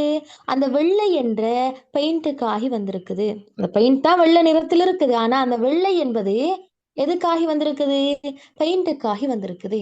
எனவே ஒரு குணப்பெயர் அந்த குணத்துக்காகாமல் அந்த பொருளுக்காகி வந்தால் அதுக்கு நாங்க சொல்லுறோம் குணவாகு பெயர். பாருங்க, அந்த வெள்ளை என்பது இங்கன்னா நிறத்துக்கு சொல்லி இல்லை, பெயிண்டை தான் சொல்லி இருக்குது, வெள்ளை கலர் பெயிண்ட் என்று சொல்லி இருக்குது. எனவே குணப்பெயர் ஒரு பொருளுக்காகி வந்தால் அதுக்கு நாங்க சொல்லுறோம் குணவாகு பெயர். பாருங்க, வெள்ளை உடுத்தினால் என்றதுல அந்த வெள்ளை என்ற குணப்பெயர் ஒரு பொருள், ஒரு ட்ரெஸ், ஆடைக்கு வந்திருக்குது. இதே இடத்துல இந்த இடத்துல பாருங்க, வெள்ளை என்பது ஒரு பொருளுக்காக வந்திருக்குது, ஜஸ்ட் ஒரு பெயிண்ட்டுக்காக வந்திருக்கு. எனவே இதுக்கு எங்களுக்கு சொல்லலாம் குணவாகு பெயர் அப்படின்னு. விளங்கினதா? ஓ டீச்சர். அந்த குணப்பெயர் மூலமாக நீங்க பார்க்கணும் ஒரு பொருளை அவதானிக்க முடியுமா. பாருங்க, இப்ப வெள்ளை அடித்தான் என்னும் போது எங்கட மைண்ட் போகுது பெயிண்ட்டுக்கு தான். எனவே அந்த வெள்ளை என்ற குணப்பெயர் ஒரு பொருளை சுட்டி காட்டுது. அப்படி இருக்குமா இருந்தால் அதுக்கு நாங்க சொல்லுறோம் குணவாகு பெயர். சரி, இப்ப நீங்க இந்த இடத்துல எடுத்தா எல்லா டான்சரும் கரெக்ட். சரி, இப்ப நாம அடுத்த ஆகுபெயர்களை கொஞ்சம் பார்த்துட்டு வருவோம். சரி, கருவியாகு பெயர். கருவியாகு பெயர்ண்டா என்னன்னு தெரியுமா?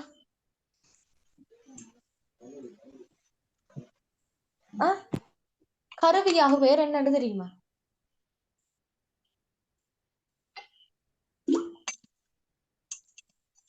ஓகே, ஒரு கருவிக்காக வருது.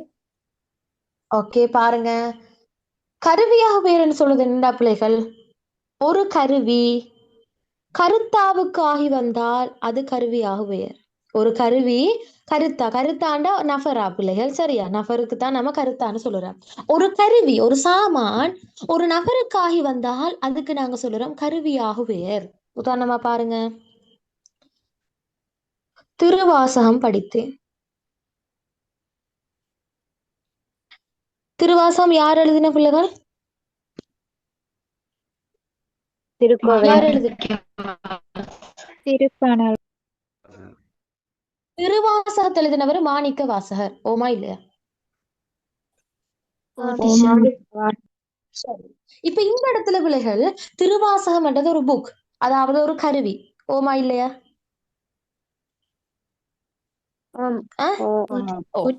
இப்போ இதோட நிறுத்துங்க அவதானிகளா. திருவாசகம் படித்தேன் என்றதுல பிள்ளைகள் நான் திருவாசகம் என்ற கருவியை படிக்கவில்லை, திருவாசகத்தை எழுதிய மாணிக்க வாசகரை படித்தேன் என்பதுதான் இதோட பொருள். சரியோ?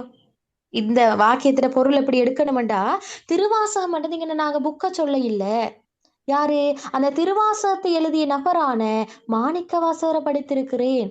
அப்போ ஒரு கருவி பிள்ளைகள் எதுக்காகி வந்திருக்குது? ஒரு கருத்தாவாகி வந்திருக்குது. மாணிக்க வாசகர்ன்றது ஒரு நபர், அப்போ ஒரு கருத்தா. எனவே ஒரு கருவி கருத்தாவுக்கு ஆகி வந்தால் அதுக்கு நாங்க சொல்லுறோம் கருவியாகு பெயர். அதுக்கு என்ன சொல்லுவோம்? கருவியாகு பெயர். விளங்கினதோ? வேற உதாரணம் சொல்ல முடியுமா? முடியும். சரியா, இன்னொரு உதாரணம் பாருங்க, திருக்குறளை படித்தேன்.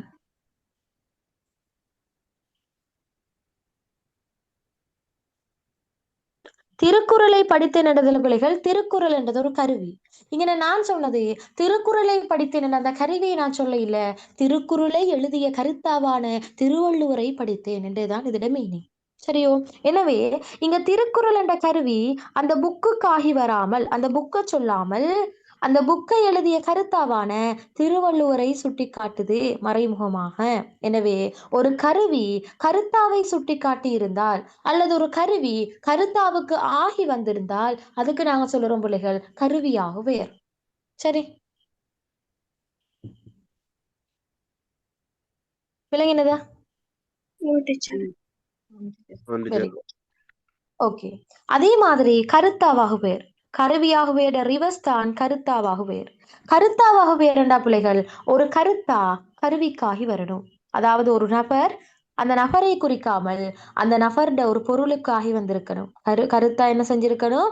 கருவிக்காகி வந்திருக்கணும். உதாரணம், அறிஞர் அண்ணாவை படித்தேன். இப்போ உங்களுக்கு கிளியர் ஆகும் பிள்ளைகள். அறிஞர் அண்ணாவை படித்தேன் என்ற அறிஞர் அண்ணா இந்தியாவில் இருக்கிற அதாவது மிகப்பெரிய ஒரு அரசியல் கட்சியோட தலைவராக இருந்துட்டு போனவர். சரியா? அப்ப அறிஞர் அண்ணான்னு சொல்றது என்னண்டா இவர் ஒரு நபர், அதாவது ஒரு கருத்தா என்ன. அப்ப இங்கன அறிஞர் அண்ணாவை படித்தேன்னா நான் அவரை படிக்க இல்லமா, என்ன நான் படிச்சிருக்கிறேன்? அறிஞர் அண்ணா எழுதிய நூல்களை, அறிஞர் அண்ணாவினுடைய புத்தகங்களை படித்திருக்கிறேன் என்றுதான் அர்த்தம். எனவே இங்க அறிஞர் அண்ணா என்ற கருத்தா அவருக்காகி வராமல் அவரால் எழுதப்பட்ட புக்ஸுக்காகி வந்திருக்குது, நூல்களுக்காகி வந்திருக்குது. எனவே நூல்கள் என்பது ஒரு கருவி என.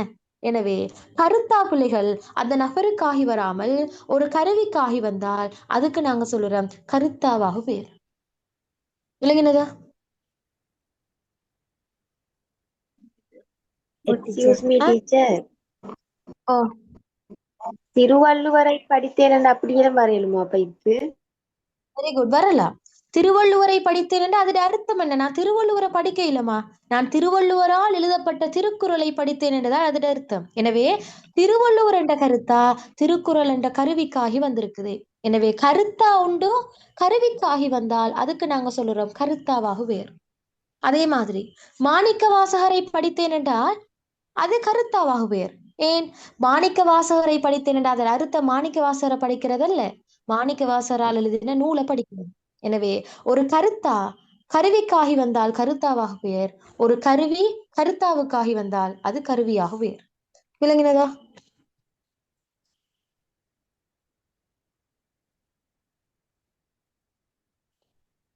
விளங்கினதா புலவல்?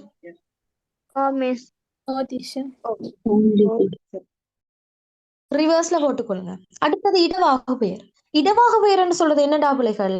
ஒரு இடத்தின் பெயர் அந்த இடத்துக்காகாமல், அந்த இடத்தை சுட்டி காட்டாமல், ஆகாமல் என்ற அதோட அர்த்தம் சுட்டி காட்டாமல். சரியா? குழம்பாதீங்க.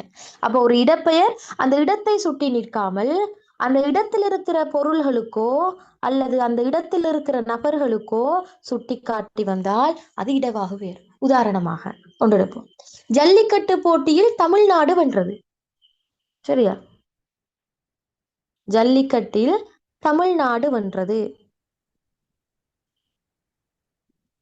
தமிழ்நாடு என்று சொல்றது பிள்ளைகள் ஒரு இடப்பெயரா இல்லையா? இடப்பெயர். இடப்பெயர். இப்ப இதோட அர்த்தத்தை பாருங்க. நீங்க வாக்கியத்துல அர்த்தம், அந்த வாக்கியத்தை எப்படி புரிஞ்சு கொள்றீங்களோ அதுலதான் இருக்குது விஷயம். சரியா? அப்ப ஜல்லிக்கட்டில் தமிழ்நாடு வென்றது என்றா இதுல நான் சொல்ல இல்ல ஜல்லிக்கட்டு போட்டியில தமிழ்நாடு மண் தான் வென்றது என்று. அங்க நான் தமிழ்நாடு என்றது அந்த நிலம் இடத்தை குறிச்சதா? இடத்தையா நான் சொன்னேன்? இல்ல. இல்ல, அந்த தமிழ்நாடு என்ற இடத்தில் இருக்கின்ற நபர்களை நான் சொல்லியிருக்கிறேன், அதாவது வீரர்களை நான் சொல்லியிருக்கிறேன். எனவே பிள்ளைகள் ஒரு இடப்பெயர் அந்த இடத்தை சுட்டி நிற்காமல் அந்த இடத்தில் இருக்கின்ற நபர்களையோ அல்லது பொருள்களையோ சுட்டி இருந்தால் அதுக்கு நாங்க சொல்லுறோம் இடவாகு பெயர். இப்ப பாருங்க, தமிழ்நாடு என்ற சொல் ஒரு இடப்பெயர். அந்த சொல் என்ன நடந்திருக்குது? அந்த இடத்துக்காகி வராமல் அந்த இடத்தில் இருக்கின்ற நபர்களுக்காகி வந்திருக்குது. எனவே ஒரு இடம் நபருக்காகி வந்தால் அதுக்கு நாங்க சொல்லுறோம் பிள்ளைகள் இடவாகு பெயர். இல்லைங்கனதா? மிஸ், ஓம் இன்னொரு உதாரணம் சொல்லுவீங்களா? சொல்லுறேன். மைக் ஆஃப் பண்ணுங்க. அவனது முட்டாள்தனத்தை கண்டு ஊர் சிரித்தது. பாருங்க, அவனது முட்டாள்தனத்தை கண்டு ஊர் சிரித்தது. ஊருன்றது பிள்ளைகள் ஒரு இடப்பெயர் என்ன. அப்போ நான் இங்க ஊர் சிரித்ததுன்னா ஊர் யா சொல்லியிருந்தேன்? ஊருக்கு சிரிக்கலுமா? ஊருக்கு சிரிக்கலா? அப்போ இந்த ஊருன்ற இடப்பெயர் மூலமாக நான் எதை சொல்ல வந்திருக்கிறேன்டா பிள்ளைகள்? அந்த ஊரில் இருக்கின்ற நபர்களை சொல்லி காட்டியிருக்கிறேன். ஊரண்ட இடப்பெயர் நான் எதை சொல்லி காட்டியிருக்கிறேன்? அந்த இடப்பெயர் மூலமாக மக்கள். எனவே நல்லா அவதானிங்க. எனவே ஒரு இடப்பெயர் பிள்ளைகள் அந்த இடத்தில் இருக்கிற நபர்களுக்காகி வந்தால் அதுக்குத்தான் நாங்க சொல்லுறோம் இடவாகு பெயர். இன்னொன்று, எஸ்பிபியின் பாடல்களை உலகமே கேட்கும். எஸ்பிபியின் பாடல்களை உலகமே கேட்கும். உலகம் என்றது இடப்பெயரா இல்லையா பிள்ளைகள்?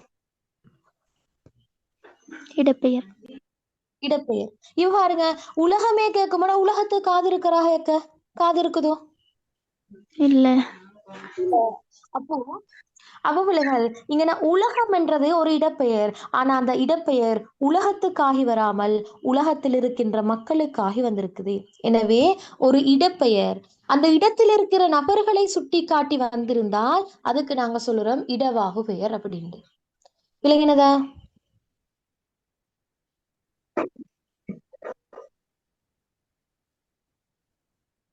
கிளியரா? ஓ டீச்சர். ஓகே சரி. பின்னால் ஆகுபெயர்கள் வந்திருக்கு அந்த நேரம் இன்னும் கிளியரா சொல்லித்தாரேனா? இதுலயே உங்களுக்கு கிளியரா நினைக்கிறேன். சரி. எனவே பிள்ளைகள் வெள்ளை உடுத்தினான்ல அது என்ன ஆகுபெயர்னு சொன்னா குணவாகு பெயருக்குள்ள வரும். கிளியரானு பாருங்க. அடுத்த கேள்விக்கு போவோம். ஓ இன்னும் டீச்சர். 92 இருக்குது 100ல. சரியா? 9வது கேள்விக்கு வாங்க. மரத்தில் இருந்து விழுந்தவன் இவ்வாக்கியத்தில் இல்லுறுப்பு தரும் வேற்றுமை பொருள். ஓகே வாங்க.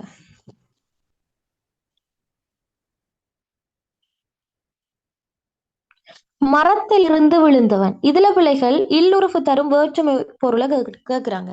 சரி, உங்களுக்கு தெரியும் பிள்ளைகள், நீங்க இந்த இல்லுறுப்பை கண்டால் கொஞ்சம் நீங்க கவனமா இருக்க வேணும். சரியா? இல்லுறுப்பை கண்டால் கொஞ்சம் நீங்க கவனமா இருக்க வேணும். ஏன் 7ஆம் ஏன் வேற்றுமையில கவனமா? Very good. Very good. ஏனெண்டா இல்லைன்றது பிள்ளைகள் 5ஆம் வேற்றுமைக்கு மட்டும் வருதில்ல, அவர் 7ஆம் வேற்றுமையிலையும் இருக்கிறாரு. அவர் என்ன 7ஆம் வேற்றுமையிலையும் இருக்கிறாரு. எனவே பிள்ளைகள் நீங்க இந்த இடத்துல 7ஆம் வேற்றுமையிலும் இருக்கிறாரு. சரி, அப்போ உங்களுக்கு டவுட் வரலாம், இங்க இருக்கிற இல் வந்து நாம 5க்குள்ள சேர்க்கிறோமா அல்லது 7ஆம் வேற்றுமைக்குள்ள சேர்க்கிறோமான்னு ஒரு பிரச்சனை வரலாம். அப்படியான பிரச்சனை வந்தால் நீங்க ஒரே ஒரு விஷயத்தை தான் கையில் எடுக்கணும், அவருதான் பொருள். சரியா? நீங்க பார்க்கணும் அந்த இல்லுருகு அந்த வாக்கியத்தில் எந்த பொருளை உணர்த்துதோ அந்த பொருளை வச்சு உங்களுக்கு 5ஆம் வேற்றுமையா 7ஆம் வேற்றுமையான்னு பார்க்கலாம். அதாவது விலைகள் இல்லண்ட உருகு நீங்கள், எல்லை, ஒப்பு, ஏது, இந்த 4 பொருள்களில் ஏதாவது ஒரு பொருளை உணர்த்தி இருந்தால் உங்களுக்கு பயமில்லாம சொல்லலாம் அந்த இல்லுருகு 5ஆம் வேற்றுமைக்குரிய இல்லண்டதாக சொல்லலாம். இதே சமயம் அந்த இல்லுருகு ஒரு இடத்தை குறித்து இருக்குமாயிருந்தால், இடப்பொருளை குறித்து இருந்தால் அதுக்கு உங்களுக்கு சொல்லலாம் இவர் 7ஆம் வேற்றுமைக்குரியவர்.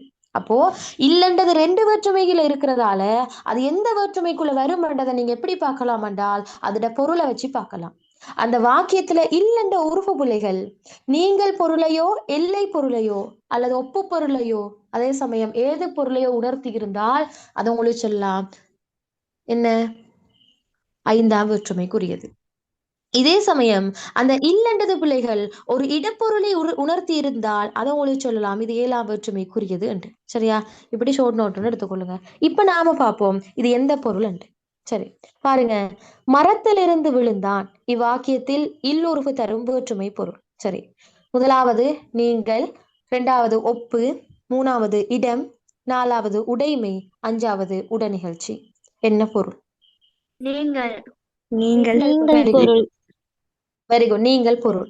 அப்ப நீங்கள் பொருளா இருந்தால் இங்க வந்திருக்கிற இல் பிழைகள் எந்த வேற்றுமைக்குரியது? 5ஆம் வேற்றுமை. 5ஆம் வேற்றுமை. 5ஆம் வேற்றுமை புரியுது. பாருங்க, மரத்திலிருந்து விழுந்தானடா பிள்ளைகள், அந்த மரத்திலிருந்து அவன் விழுந்து விட்டான், நீங்கி விட்டான். அப்ப நீங்கள் பொருள் என்றால் ஒரு இடத்திலிருந்து விலகி வருவதை குறிப்பதுதான் நீங்கள். எனவே அவன் இவ்வளவு நேரம் மரம் என்ற இடத்தில் இருந்தான், அந்த மரம் என்ற இடத்திலிருந்து இப்ப விலகி கீழே விழுந்திருக்கிறான். எனவே மரத்திலிருந்து நீங்கி வந்திருக்கிறான். எனவே இது நீங்கள் பொருள். சரி, ஒப்பு பொருள் என்றா பிள்ளைகள் ஒன்றை போல இன்னொன்று நாம சொல்லுறோம் இல்லைங்களா? இடம் என்றா 7ஆம் வேற்றுமை, உடைமை என்றா 6ஆம் வேற்றுமை, உடனிகழ்ச்சின்னு சொன்னா 3ஆம் வேற்றுமைக்குரியது. சரியோ? எனவே இதுக்கு சரியான ஆன்சர் முதலாவது. சரி, இன்னும் 90 கேள்விகள் இருக்குதா? ஓகே, 10வது கேள்வியை பாருங்க. பின்வரும் சொற்களுள் வினையச்சமாக அமையக்கூடியது. வினையச்சம் எதுன்னு கேட்கிறாங்க. சரி, இப்ப நான் சொல்லித்தாரேன் வினையச்சம் எது என்று. சரி, ஷார்ட் நோட் எடுத்துக்கொண்டு வாங்க. எடுக்கிறீங்களா?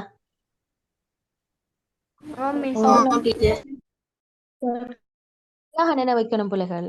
நம்மட பிள்ளைகள் வினை அச்சத்திலையும் வினை அடையிலையும் குழம்புவாங்க. வினை அச்சத்திலையும் வினை அடையிலையும் குழம்புவாங்க. இப்ப நான் அதை ஷோர்ட்டாக சிம்பிளா சொல்லித்தர போறேன், பார்த்துக்கொள்ளுங்களா? ஃபர்ஸ்ட்டுக்கு வினை அடை என்றா என்னன்னு பார்ப்போம். வினை அடை என்று சொல்றது பிள்ளைகள் ஒரு வினை சொல்லை அடையாகி வருவதுதான் வினையடை. சரியோ? ஒரு சொல் பிள்ளைகள் வினையடையாக இருக்கணுமெண்டா அவருக்கு 2 குவாலிட்டி தேவை. அவருக்கு 2 குவாலிட்டி இருக்கணும். ஒன்று, ஒரு சொல்ல நாங்க வினையடைய அடுக்கணும்டா அந்த சொல் நிச்சயமாக கட்டாயமாக ஒரு வினை சொல்லுக்கு முன்னால் வந்திருக்க வேண்டும். இது கம்பல்சரி. சரியா? ஒரு வினை சொல்லுக்கு முன்னால் வந்திருக்க வேண்டும்.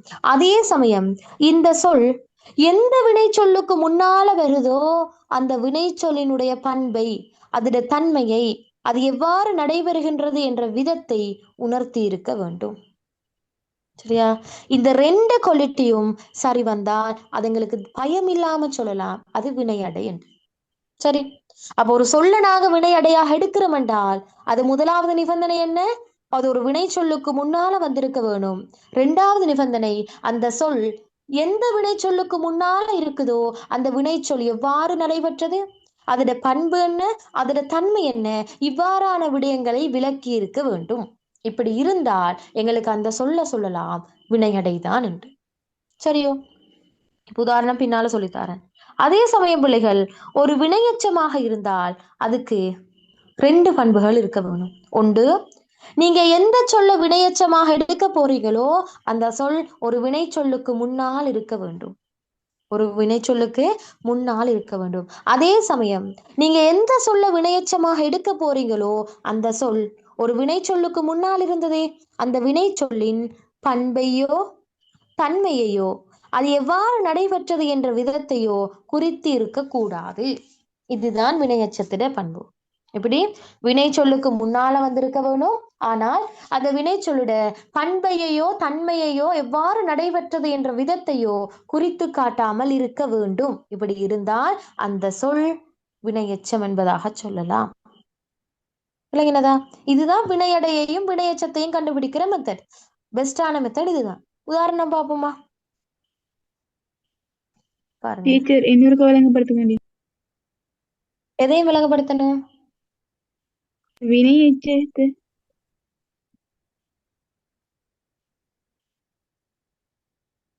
வினையச்சமாக இருந்தால் ஒரே ஒரு பண்பு தான். பாருங்க, ஒன்று வினை சொல்லுக்கு முன்னால வந்திருக்கணும், ஆனால் அந்த வினை சொல்லிட பண்பை உணர்த்திருக்க கூடாது. இப்ப நான் உதாரணம் எடுக்கும் போது உங்களுக்கு விளங்கும். சரியா? பாருங்க, பாருங்களா,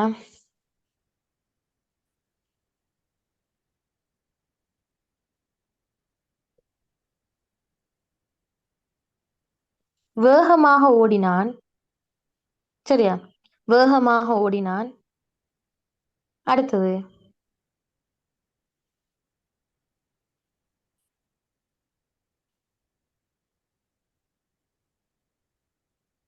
சென்று பார்த்தான். இதுல எது வினையடை எது வினையச்சம் பார்க்கணும். சரி, பாருங்க, பிள்ளைகள் நான் சொன்னேன் வினையடையாக இருந்தாலும் வினையச்சமாக இருந்தாலும் ஒரு வினை சொல்லுக்கு முன்னால் இருக்க வேணும்னு சொன்னா. பாருங்க, ஓடினான் என்ற வினை சொல்லுக்கு முன்னாலதான் வேகமாக இருக்குது. பார்த்தான் என்ற வினை சொல்லுக்கு முன்னால்தான் சென்று என்ற வினை சொல் இருக்குது. எனவே இப்ப இது 2 வினை சொல்லுக்கு முன்னால் இருக்குது. ஓகே, அப்ப 2டையும் ஒரு நிபந்தனை கம்ப்ளீட் ஆயிட்டு. ஏன்? நாம சொன்ன வினையடையா இருக்கணுமா இருந்தாலும் வினை சொல்லுக்கு முன்னால்தான் இருக்க வேணும்னு சொன்னேன். வினை எச்சமாக இருந்தாலும் வினை சொல்லுக்கு முன்னால் இருக்க வேணும்னு சொன்னேன். அப்போ 2டையும் முதலாவது நிபந்தனை கம்ப்ளீட் ஆயிட்டு. இப்ப நாம பார்க்கணும் 2வது நிபந்தனை சரியாண்டு. பாருங்க, பிள்ளைகள் நான் சொன்னேன் வினை அடையாக இருந்தால் ஒரு வினை சொல்லுக்கு முன்னால் இருக்க வேணும்னு சொன்னேன். அதே சமயம் அது எந்த வினை சொல்லுக்கு முன்னால் இருக்குதோ அந்த வினை சொல்லின் பண்பை தன்மையை அல்லது அது எவ்வாறு நடந்தது என்ற விதத்தை உணர்த்தி இருக்க வேண்டும். சரி, பாருங்க, வேகமாக என்ற சொல் ஒரு வினை சொல்லுக்கு முன்னால்தான் இருக்குது. எனவே இப்ப பாருங்க, இந்த வேகமாகன்றது ஓடினான் என்றத உணர்த்தி இருக்கு, பண்பு உணர்த்தி இருக்குதான்னு பாருங்க. இப்ப நான் சொல்றேன், வேகமாக ஓடினான். பாருங்க, ஓடினான். புள்ளைகள் பாருங்க, ஓடினான் நிறுத்துங்க. ஓடினான் என்றதுல அவன் எவ்வாறு ஓடினான், அவன் என்ன விதமாக ஓடினான் என்று கேள்வி கேட்டால் நீங்க என்ன கிட்ட சொல்லுவீங்க? மேம், அவன் வேகமாக ஓடினான்னு சொல்லுவீங்க. எனவே இங்க வேகமாக என்பது பிள்ளைகள் அவன் எவ்வாறு ஓடினான் என்கின்ற தன்மையை உணர்த்துது. அவன் வேகமாக ஓடினானா, அவன் மெதுவாக ஓடினானா, அவன் விரைந்து ஓடினானா, இப்படின்னு சொல்லி அவன் ஓடுகின்ற விதம் தான் என்ன என்பதற்கான பொருளாக விடையாக இந்த வேகமாகன்றது வருது. எனவே பிள்ளைகள், இந்த வேகமாக என்ற சொல் ஒரு வினை சொல்லுக்கு முன்னாலே வந்திருக்குது. அதே சமயம் எந்த வினை சொல்லுக்கு முன்னால வந்ததோ அந்த வினைச்சொல் எவ்வாறு நடந்தது என்ற தன்மையை உணர்த்துகிறது. அதோட பண்பை உணர்த்துகிறது. ஓடினான்டா அவன் சும்மா ஓட இல்லம்மா, அவன் வேகமாக ஓடினான். எனவே அவன் ஓடுகின்ற விதத்தை இது குறித்து காட்டுது. எனவே எங்களுக்கு சொல்லலாம் இங்க வேகமாக என்பது ஒரு வினையடை. விளங்கினதா? டீச்சர். ஓகே, ஓ மேம். சரி. இப்ப பாருங்க, இதே சமயம் பிள்ளைகள் இந்த சென்று என்றதை பார்த்தால் இந்த சென்று என்பது பார்த்தான் என்ற வினை சொல்லுக்கு முன்னாலதான் இருக்குது. சரி, ஓகே. முதலாவது நிபந்தனை சரி. இரண்டாவது நிபந்தனை பார்ப்போமா? பார்த்தான் என்ற வினை சொல்லை இது வர்ணித்திருக்குதா அல்ல அதோட தன்மை உணர்த்தி இருக்குதாண்டால் பாருங்க, சென்று பார்த்தான். இதுல அவன் பார்த்த விதம் எப்படின்னு சொல்லி இருக்குதா? அவன் எவ்வாறு பார்த்தான்னு சொல்லி இருக்குதா? இல்ல மேம். இல்ல டீச்சர். இல்ல. இல்ல. தன்மை உணர்த்து இருக்குதா? இல்ல. இதே சமயம் பிள்ளைகள் இங்க சென்று என்ற சொல்லுக்கு பதிலாக மெதுவாக பார்த்தானண்டா எங்களுக்கு வினையடையாக எடுக்கலாம். எப்படி? அவன் எவ்வாறு பார்த்தானண்டா அவன் மெதுவாக பார்த்திருக்கிறான் என்ற விட வருது. ஆனால் சென்று பார்த்தான் என்றதுல பிள்ளைகள் சென்று என்பதே அந்த பார்த்தான் என்றதை அவன் எப்படி பார்த்தான் என்றதை உணர்த்த இல்லை. அவன் மெதுவாக பார்த்தானா அல்லது இப்படி குறுகுறு அவனை பார்த்தானா இப்படி ஒன்று தன்மை உணர்த்தப்பட்டில்லை. விளங்கினதா? எனவே சென்று என்றது பிள்ளைகள் இங்கன ஒரு வினையச்சமாக இருக்குது. விளங்கினதா? ஓகே, சரி. கேள்விக்கு வாங்க. பின்வரும் சொற்களுள் வினையச்சமாக அமையக்கூடியது. ஓகே, நீங்க கட்டாயம் பார்க்கணும். ஒரு வினை சொல்லுக்கு முன்னால் இதை போடையிலுமா, அதே சமயம் அந்த வினை சொல்லினுடைய தன்மையை உணர்த்தி இருக்குதான்னு பார்க்கணும். சரி. உரைத்த. உரைத்தன்றது பிள்ளைகள் ஒரு வினை சொல்லுக்கு முன்னால போடையிலுமான்னு பாருங்க. பெயர் சொல்லுங்க. பெயர் சொல்லுத்தான் போடணும். அடுத்தது வரும். வரும்ன்றது ஒரு வினை சொல்லுக்கு முன்னால போடையிலுமான்னு பாருங்க. ஏலா. ஏலா.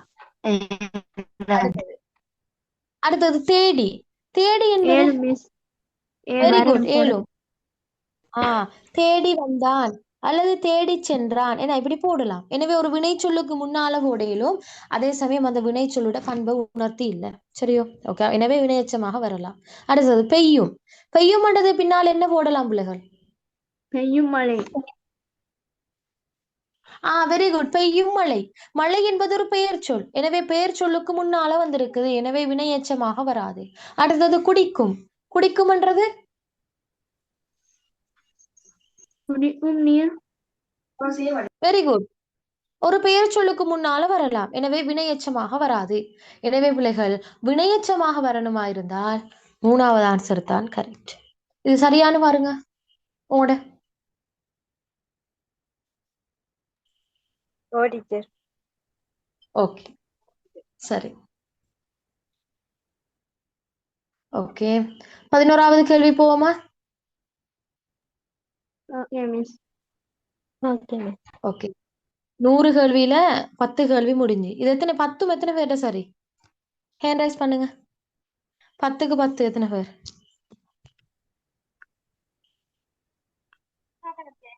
Asma, Inshira, Yajurshika, Mubashara, Tahura, Rishma, Nihla, Sinofa, Fathima, Asra. Very good. Rinasa, Amna, Samha, Aksha, Risa. Very good. Priya, Fahada, Kaviya, Gajan, Samra, Kanchana, Nashada, Jubna, Manisha, Nadisha. போயிட்டே இருக்குது. Naseeha. Very good. Nashada. Very good. Yazhini, Jahra.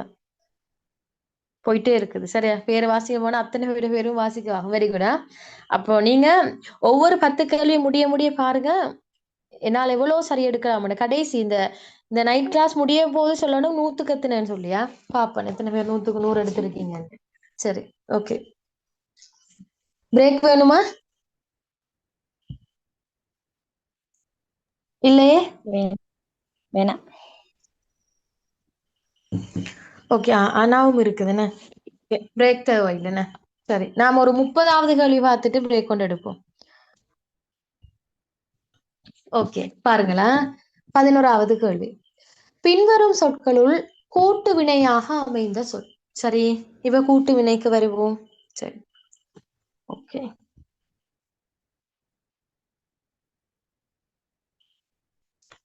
கூட்டு வினை என்றா என்ன? ஃபர்ஸ்ட் சொல்லுங்க பாப்போம். இரண்டு வினைகள் சேர்ந்து வருவது. இரண்டு வினைகள் சேர்ந்து வருவது. ஓகே, முதல் வினை துணை வினை சொல். ஓகே, சரி. டீச்சர், ஒரு வினையினுடைய பகுதி வந்து இரண்டாக பகாபதமா பகாபதமா இல்ல பிரிக்கக்கூடிய வகை இருந்துச்சுன்னா அது வந்து கூட்டு வினை. பகுபதமாக வெரி குட். இதைத்தான் எதிர்பார்ப்பேன். சரியா? அதாவது பிள்ளைகள், வினையில ரெண்டு வகையான வினைகள் இருக்குது. ஒன்று தனி வினை, அடுத்தது கூட்டு வினை. தனிவினை என்று சொன்னா பிள்ளைகள், ஒரு வினைச்சொல்லினுடைய பகுதியை மேலும் பிரிக்க முடியாமல் இருந்தால் அது தனிவினை. நாங்க பகுதியை வச்சுதான் பாக்குறோம். சரியா? ஒரு வினைச்சொல்லிட பகுதியை பிரிக்க முடியுமா இருந்தால் அது தனிவினை, அந்த வினைச்சொல் தனிவினை. அதே மாதிரி ஒரு வினைச்சொல்லின் பகுதியை பிரிக்க முடியுமா இருந்தால் அந்த வினை கூட்டு வினை. சரியா? அப்ப நாங்க பகுதியை வச்சுதான் பாக்குறோம், தனிவினையா கூட்டு வினையாண்டு. ஒரு வினைச்சொல்லின் பகுதியை வச்சுதான் நாம பாக்குறோம், இது தனிவினையா அல்லது கூட்டு வினையா அப்படின்னு சொல்லி. சரி, ஓகே. தனிவினைக்கு உதாரணம் எடுப்போம் பிள்ளைகள். நடந்தான். பாருங்க, இந்த நடந்தான் என்ற வினைச்சொல்லிட எங்களுக்கு வேற யாரும் தேவையில்லை, எங்களுக்கு பகுதியே போதும். இவர் தனிவினையா கூட்டு வினையான்னு வாக்க. சரியோ? நடந்தான் என்ற வினைச்சொல்லின் பகுதி எது பிள்ளைகள்? Very good. பாருங்க, இந்த நட என்ற பகுதியை பிரிக்க முடியுமா பிரிக்க முடியாதான்னு பாருங்க.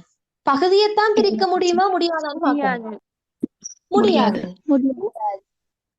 எனவே இந்த நடந்தான் என்ற வினைச்சொல்லின் பகுதி நட, அந்த பகுதியை எங்களுக்கு மேலும் பிரிக்க முடியாது. எனவே பிரிக்க முடியாத ஒரு தனிப்பகுதி இருந்தால் அந்த வினைச்சொல் தனிவினை. எனவே நடந்தான் என்பது ஒரு என்ன என்ன வினை? தனிவினை. வாங்க அடுத்தது. ஓடி வந்தான். ஓடி வந்தான் என்ற வினைச்சொல்லின் பகுதி எது பிள்ளைகள்? ஓடிவா. இப்ப பாருங்க, இந்த ஓடி வந்தான் என்ற வினைச்சொல்லின் பகுதி ஓடிவா. எங்களுக்கு இவரு மட்டுமே போதும் தாராளமா. இப்ப பாருங்க, இந்த ஓடிவா என்ற பகுதியை பிரிக்க முடியுமா முடியாதான்னு பாருங்க. Very good. ஓடி சகவான்னு எடுக்கலாம்.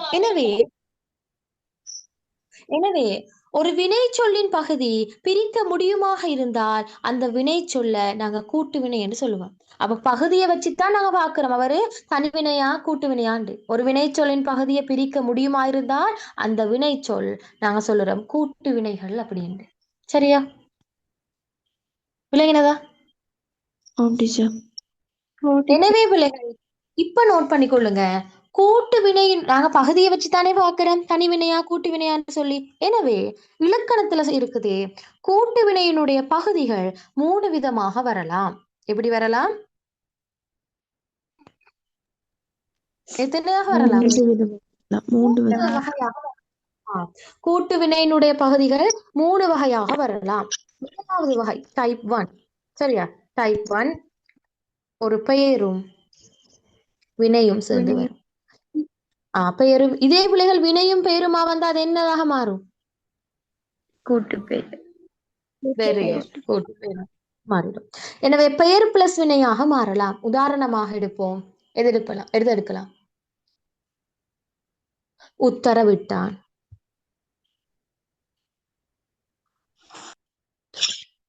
உத்தரவிடுன்னு எடுப்போம். பாருங்க, உத்தரவிடு என்றது பிள்ளைகள் ஒரு வினைச்சொல்லினுடைய பகுதி. பாருங்க, உத்தரவிட்டான் என்ற வினைச்சொல்லிட பகுதி எது? உத்தரவிடு. இப்ப நாம் எதை படிச்சுட்டு இருக்கிறோம்? கூட்டு வினையினுடைய பகுதிகள் எவ்வாறு அமையலாம் தான் படிச்சுட்டு இருக்கிறோம். எனவே தூக்குங்க, உத்தரவிட்டான் என்றத பகுதி உத்தரவிடு. இப்ப பாருங்க, உத்தரவிடு என்று சொல்றது பிள்ளைகள் உத்தரவு என்ற பெயர் சொல்லுடன் இடு என்ற வினைச்சொல் சேர்ந்து வந்திருக்குது. எனவே உத்தரவிடு என்பது ஒரு கூட்டு வினையின் பகுதி. அதுல எப்படிப்பட்ட பகுதி? பெயரும் வினையும் சேர்ந்து வருகின்ற பகுதி. விளங்கினதா?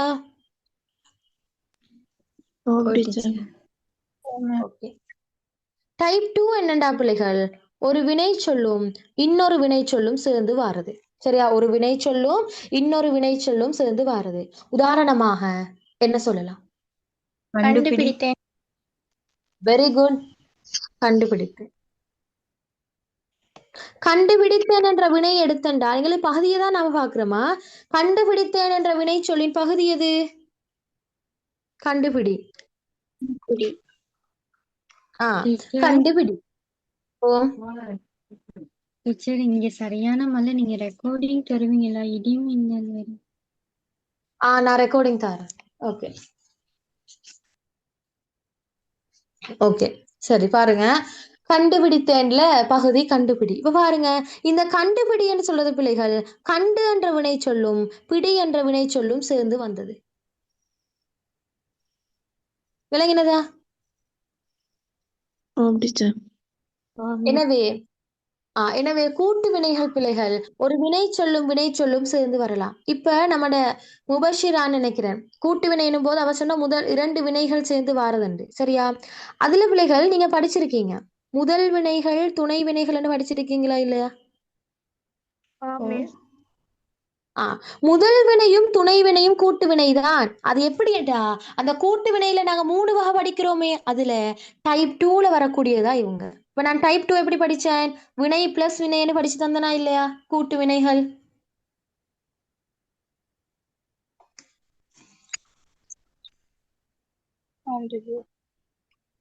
படிச்சு தந்தனா இல்லையா? இப்போ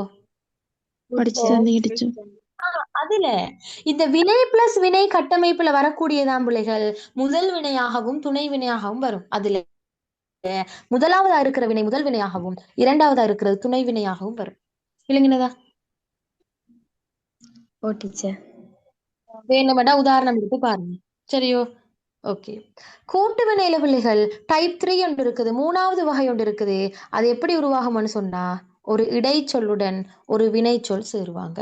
உதாரணமாக முன்னேறினான் எடுக்கலாம். முன்னேறினான் என்ற வினைச்சொல் எடுதா பிள்ளைகள் அதோட பகுதி முன்னேறு, எங்களுக்கு பகுதி தான் தேவை. அந்த முன்னேறு என்றதை எங்களுக்கு பிரிக்கலாம் முன் சக ஏறு என்று. முன் என்பது பிள்ளைகள் ஒரு இடைச்சொல், ஏறு என்பது ஒரு வினைச்சொல். எனவே ஒரு இடைச்சொல்லும் வினைச்சொல்லும் சேர்ந்து கூட்டு வினையை உருவாக்கலாம். கிளியரா?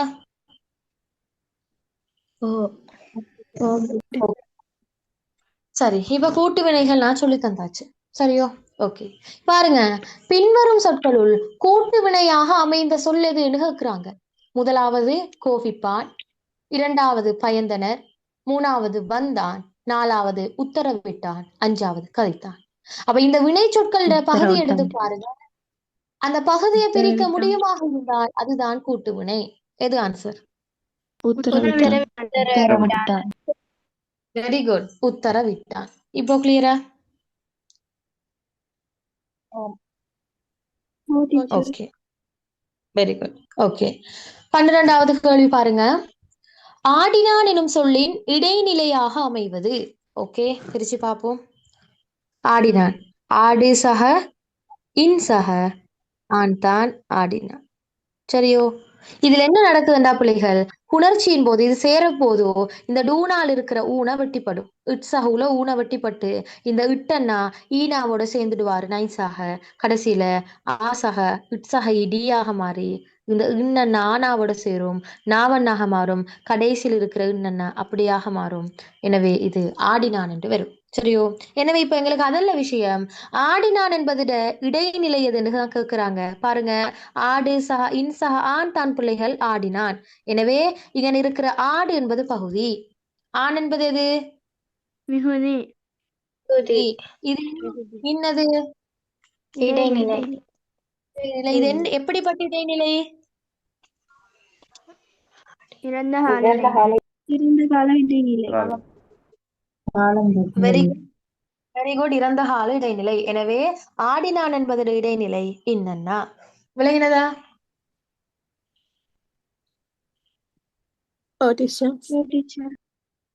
ஓகே, அடுத்த கேள்வி போம். ஈஸியான ஒரு கேள்வி பாருங்க.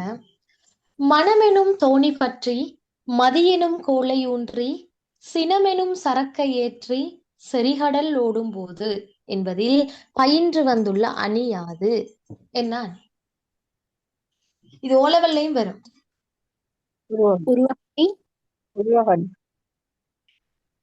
வெரி குட், உருவாணி. எப்படி எடுத்தீங்க உருவாணி என்று?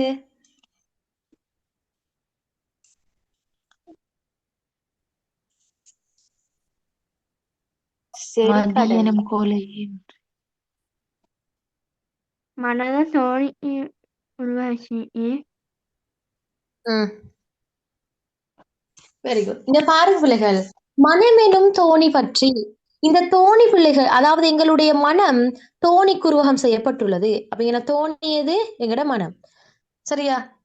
மதியனும் கோலை ஊன்றி, அந்த தோணியை நாங்க வலிக்கிறதுக்கு ஒரு கோல் பயன்படுத்துறோமே, துடுப்பு. அந்த துடுப்பு இதுதான் பிள்ளைகள், எங்கட மதி, அறிவு. அப்ப எங்களுடைய மதி இங்க தோணியாக உருவகம் செய்யப்பட்டுள்ளது. சினம் எனும் சரக்கை ஏற்றி, அந்த தோணியில் ஏத்திட்டு போற பொருட்கள், சரக்கு பொருட்கள் இருக்குதானே, அது எங்களுடைய வாழ்க்கையில் இருக்கிற கோபங்கள், சினம். சரியா? அப்போ அந்த தோணியில் இருக்கிற பொருட்கள் தான் என்ன? எங்களோட சினமாக உருவகம் செய்யப்பட்டுள்ளது. செறிகடல் ஓடும் போது, இந்த தோணி பயணிக்கின்ற கடல் தான் எங்களோட ஒட்டுமொத்த வாழ்க்கை. எனவே எங்களுடைய மனம் இங்க தோணியாகவும், எங்களுடைய அறிவு மதி இங்க ஊன்றுகோலாகவும், எங்களுடைய சினம் இங்க பொருளாகவும், இந்த கடல் எங்களுடைய வாழ்க்கையாகவும் உருவகம் செய்யப்பட்டுள்ளது. அதாவது இது அர்த்தம் என்னடா, எப்படி தோணி பொருட்கள் ஏத்தி கொண்டு அது ஆடாமசையாம ஒரு நேரான பாதையில, அதாவது ஒரு சரிக்கு விழாம கோல்ட உதவியோடு எப்படி இந்த கடலை கடந்து போறதோ, அதே மாதிரிதான் எங்கட மனதைரியத்தோட நாங்க எங்கட அறிவை பயன்படுத்தி எங்கட சினத்தை கண்ட்ரோல் பண்ணி நாங்க வாழ்க்கையை கடந்து போகணும்னு சொல்லியிருக்குது. சரியோ? எனவே இந்த இடத்துல பிள்ளைகள் உருவகணிதான் கையாளப்பட்டிருக்குது. சரியா? அப்ப நீங்க நோட் பண்ணிக்கொள்ளுங்க. இங்க எங்களுடைய மனம் தோணியாகவும், எங்களுடைய அறிவு ஊன்றுகோலாகவும், எங்களுடைய சினம் அந்த தோணியில் ஏற்றப்பட்ட சரக்காகவும், இந்த தோணி பயணிக்கின்ற கடலாக எங்களோட வாழ்க்கையும் உருவகம் செய்யப்பட்டுள்ளது. சரியா?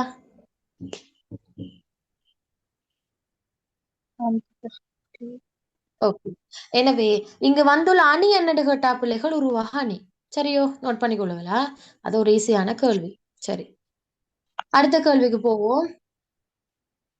அவள் கவிதையும் எழுதுவாள்.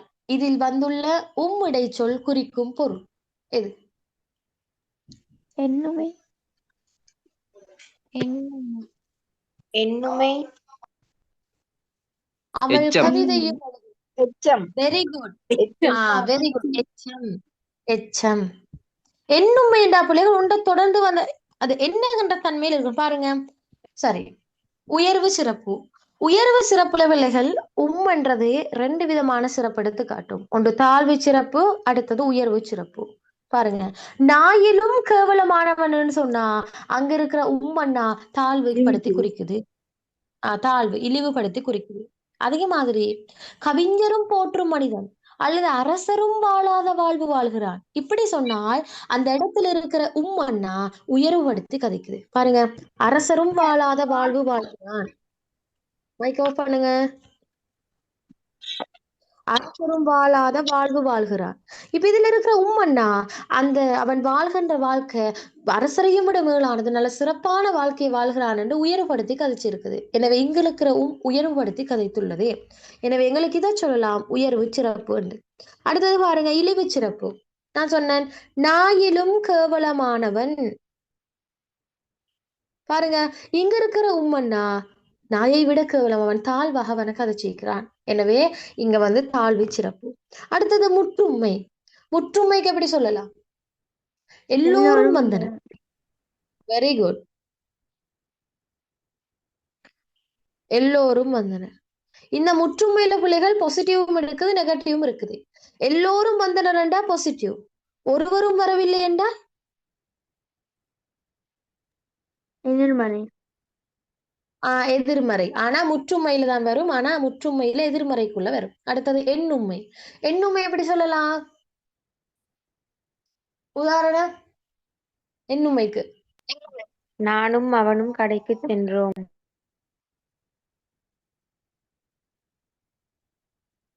நானும் அவனும் நீயும். ஓகே, நானும் அவனும் நீயும் சுற்றுலாக்கு சென்றோம். ஓகே, வேற என்ன சொல்லலாம்? 1 2 3 எத்தனை? 6. இப்படி எங்களுக்கு அந்த எண்ணுகின்ற அந்த தன்மையில் இருக்கணும். ஒன்றோடி இன்னொன்று சொல்லணும். பாருங்க, நானும் நீயும் அவனும் 3 பேரும் சுற்றுலாக்கு போறோம். என்ன, ஒன்றும் இரண்டும் மூன்றும் அப்படின்னு சொல்லும்போது அந்த எண்ணுகின்ற தன்மை ஒன்று இருக்குது. அதுக்கு நாங்க சொல்லுறோம் எண்ணும்மை என்று. அடுத்தது எச்சம். எச்சம் என்றா பிள்ளைகள் ஒன்றோடு இன்னொன்று வரும், ஜாயிண்ட் ஆகி வரும்னு சொல்லுறோம். உதாரணமாக கமாலும் வந்தான். கமாலும் வந்தானடா பிள்ளைகள், இதுக்கு முன்னால் என்ன நடந்திருக்குது? இன்னும் சில ஆட்கள் வந்திருக்கிறாங்க, அதோட கமாலும் வந்திருக்கிறான்னு சொல்றோம். என்ன பாருங்க, விமலனும் வந்தான், குமாரும் வந்தான், கமலனும் வந்தான். அதே மாதிரி நான் மீனும் சாப்பிடுவேன். அப்ப நான் மீனும் சாப்பிடுவேன் என்றதுல இருக்கிற அந்த உண்மை எதை சொல்லுதுண்டா, நான் மீன் மட்டுமா சாப்பிடுவேன்? இல்ல, நான் இறைச்சியும் சாப்பிடுவேன், நான் கோழியும் சாப்பிடுவேன், முட்டையும் சாப்பிடுவேன், கருவாடும் சாப்பிடுவேன். எனவே இந்த மீனும் என்றதுல உம்மன்னா முற்று பெறுது இல்ல, அது ஏனையவற்றோட தொங்கி நிக்குது, எச்சமாக இருக்குதுன்னு சொல்லுது. சரியா? எனவே இப்படியான உதாரணங்களை பிள்ளைகள் நாங்க எச்ச பொருள் என்று சொல்லுவோம். சரியா? நோட் பண்ணி கொள்ளுங்களா. எச்ச பொருளையும் எண்ணு பொருளையும் குழப்பிக்கொள்ளாதீங்க. எனவே இங்க அவள் கவிதையும் எழுதுவாள்டா பிள்ளைகள், இதோட அர்த்தம் என்னண்டா, அவள் கட்டுரையும் எழுதுவாள், அவள் சிறுகதையும் எழுதுவாள், அவள் கவிதையும் எழுதுவாள் என்று சொல்லுறான். அப்போ இது என்ன பொருள்ல வந்திருக்குது? எச்சப்பொருள். எச்சப்பொருள். எச்ச பொருள்ல வந்திருக்குது. சரி, அடுத்தது 15வது கேள்வி பாருங்க. விழிப்பொருள் தரும் ஏகாரம் இடம்பெற்ற சொல். ஓகே, விழிப்பொருள் எத்தனையா வேற்றுமை பிள்ளைகள்? 8ஆம் வேற்றுமை. எட்டாம் வேற்றுமை. அதாவது பிள்ளைகள், ஓ வெரி குட். 8ஆம் வேற்றுமையில நாங்க எப்படி சொல்றோம்டா, எங்கட முன்னிலையில் இருக்கிற ஒருத்தரை விழிச்சு அவரை படர்க்கையாக்கி கதைச்சால் அதுதான் என்ன? சாரி, படர்க்கையில் இருக்கிற ஒருத்தரை விழிச்சு அவரை முன்னிலைப்படுத்தி கதைச்சால் தான் அது விழிப்பொருள் அப்படின்னு சொல்றோம். குழம்ப தேவையில்லை. சரியா? பாருங்க, ஆனா நினைவச்சுக்கொள்ளுங்க, விழிப்பொருள் எப்படி வரும்? படர்க்கையில் இருக்கிற ஒருவரை நாங்க விழித்து பேசி அவரை முன்னிலைப்படுத்தி, முன்னிலை என்ற இடத்துக்கு கொண்டு வந்து பேசுவதுதான் விழிப்பொருள. அதை கொஞ்சம் நோட் பண்ணி கொள்ளுங்க. முதலாவது பாருங்க, பெண்ணே. ரெண்டாவது பாட்டாளே. நீங்க பார்க்கணும் இதுல உண்மையிலே விழிப்பொருள் இருக்குதாண்டு. மூணாவது அப்பிலே. நாலாவது நளினந்தானே. அஞ்சாவது நாடே. அப்ப இதுல எல்லாத்துலயுமே கடைசியில ஏகாரம் ஏனால முடிஞ்சிருக்குதுன்னா, ஆனால் இந்த 5 ஆன்சருமே பிள்ளைகள் ஏகாரத்துல முடிஞ்சாலும் இதுல உண்மையிலே விழித்து பேசியிருக்கிறது எதுல? முதலாவது. ஆஹ் பெண்ணே. படற்கையில் இருக்கிற பெண்ணை நாங்க ஏகாரம் போட்டு விழிச்சு கதைச்சிக்கிறோம். எனவே இங்கு விழிப்பொருள் பிள்ளைகள் பெண்ணே என்பதெல்லாம் இருக்குது. பாட்டாளே என்ன நாங்க விழிச்சு கதைச்சிக்கிறோமா? இல்ல. அடுத்த பாருங்க, அப்பிலே. அப்பிலேன்னு நாங்க விழிக்கிறோமா? இல்ல. அடுத்தது நளினந்தானே, விழிக்கிறோமா? நாடே, விழிக்கிறோமா? விழிப்பொருள் இல்லது. எனவே உண்மையாக விழிப்பொருள் எதில் இருக்குது என்றால் பெண்ணே என்பதில் இருக்குது. பெரும்பாலும் ஒரு நபரை குறித்து விழித்து இருக்கும். சரி, அது ஈஸியான கேள்வி. கிளியரா பிள்ளைகள்? Okay, very good. அடுத்தது சுடுசரம் என்பது. சரி, சுடுசரம் என்பது வினைத்தொகை, வேற்றுமை தொகை, பண்பு தொகை, உவமை தொகை, உண்மை தொகை. தொகைகள் நம்மட பிள்ளைகளுக்கு நல்லா நினைவு இருக்கணும். நைட் கிளாஸ் போட்டு விளங்கப்படுத்தினேன். 1:30க்கு அந்த கிளாஸ் முடிஞ்சது. ரீசெண்டா தான் விளங்கப்படுத்தினேன். Very good. சுடுசரங்கள் வினைத்தொகை பாருங்க, சுட்ட சரம், சுடுகின்ற சரம், சுடும் சரம். இப்ப பாருங்க, இந்த வினைத்தொகை கூட்டு பெயரா இருக்குதான்னு பாருங்க. நான் சொன்னேன், பெயரோட வினை சேர்ந்து வருகின்ற கூட்டு பெயர்கள் எல்லாம் என்ன தொகையாக வரும் என்று சொல்லி தந்தேன். வினைத்தொகை. வினைத்தொகையாக வரும். வெரி குட், அவ்வளவுதான் விஷயம். சரியா? Very good. அப்ப சுடுசரம் என்பது பிள்ளைகள் வினைத்தொகையாக வரும். சரி, 20 கேள்வி பார்ப்போமா? 17வது கேள்வி பாருங்க. இயல்பு புணர்ச்சி இடம்பெற்ற சொற்றொடர். ஈஸியா கண்டுபிடிக்கலாம். காலனி. Very good. காலடி. காலடி எப்படி பிரிக்கலாமடா பிள்ளைகள்? கால் சக அடிதான் காலடி. பாருங்க, இந்த இல்லன்னா ஆனாவோட சேர்ந்து லாவாக மாறி இருக்குது. எனவே நாங்க இதுக்கு என்ன சொல்லுவேன்? இப்படி நடந்தால் என்ன புணர்ச்சி? இயல்பு புணர்ச்சி. Very good. அடுத்த கேள்வி போவோமா? சரி, இந்த மாதிரியான கேள்வி கொஞ்சம் பாருங்களா. பின்வருவனவற்றுள் எச்சமாகவும் முற்றாகவும் அமையும் சொல். அதாவது பிள்ளைகள், நீங்க ஆன்சராக எடுக்கிற சொல் ஒரு எச்சமாகவும் இருக்கணும். எச்சமா இருக்கணும்டா அந்த சொல்லுக்கு பின்னால் இன்னொரு சொல்ல போட முடியுமா இருக்கணும். அதே சமயம் அது ஒரு முற்றாகவும் இருக்கணும். முற்று பெற்ற ஒரு சொல்லாம இருக்கணும். எது எடுக்கலாம்? வரும். வரும். Very good, very good. வரும். சரி, இப்ப நாம முதலாவது பார்ப்போம். இந்த வரும் என்றது ஒரு எச்சமா எடுக்கலாமாண்டு. பிள்ளைகள், நீங்க ஒரு பாஸ் பேப்பர்ல நாம செஞ்சோம். நாளை வரும் கடிதம் நல்ல செய்தி தரும், அதனால் நன்மைகள் பலவும் பெறும். படிச்சோமா இல்லையா? ஆமே. இப்ப பாருங்க, படிச்சேன். நாளை வரும் கடிதம். இந்த கடிதம் என்ற பெயர் சொல்லுக்கு முன்னால வரும் என்றது வந்திருக்குது. இந்த வரும் பிள்ளைகள் எந்த எச்சமுக்குள்ள வரும்? பெயரெச்சம். பெயரெச்சம். வெரி குட், பெயர் எச்சம். என்ன? அதாவது கடிதம் என்ற பெயர் சொல்லுக்கு முன்னால் இந்த வரும் என்று வந்திருக்குது. எனவே இங்க வரும் என்பது ஒரு எச்சமாக இருக்குது. சரி, அதே மாதிரி இது ஒரு முற்றாக சொல்லுங்க. ஈஸியா மாத்தலாம். நாளை கடிதம் வரும், மாத்தலாமா இல்லையா? ஆமே.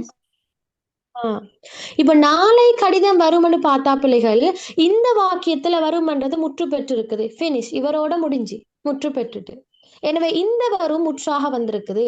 ஆனா நாம முதல் பார்த்த நாளை வரும் கடிதம்ல அது எச்சமாக இருக்குது. எனவே முற்றாகவும் எச்சமாகவும் வரக்கூடிய சொல்லாக வரும் என்பது எடுக்கலாம். சரியா?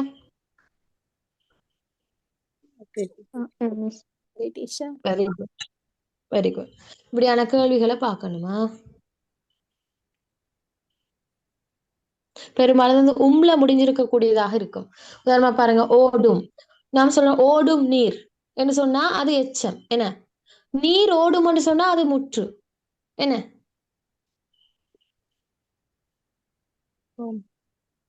ஓகே, சரி. 19வது கேள்வி பாருங்க பிள்ளைகள். ஆசிரியர் வர மாணவர் சத்தமிடுவதை நிறுத்தினர் என்பது எவ்வகை வாக்கியம்? முதலாவது கலப்பு வாக்கியம். கலப்பு வாக்கியம். Very good. நான் நினைப்பேன் எல்லாரும் சொல்லிடுவீங்க. Very good. ஆசிரியர் வர மாணவர் சத்தமிடுவதை நிறுத்தினர் என்றது பிள்ளைகள் கலப்பு வாக்கியம்.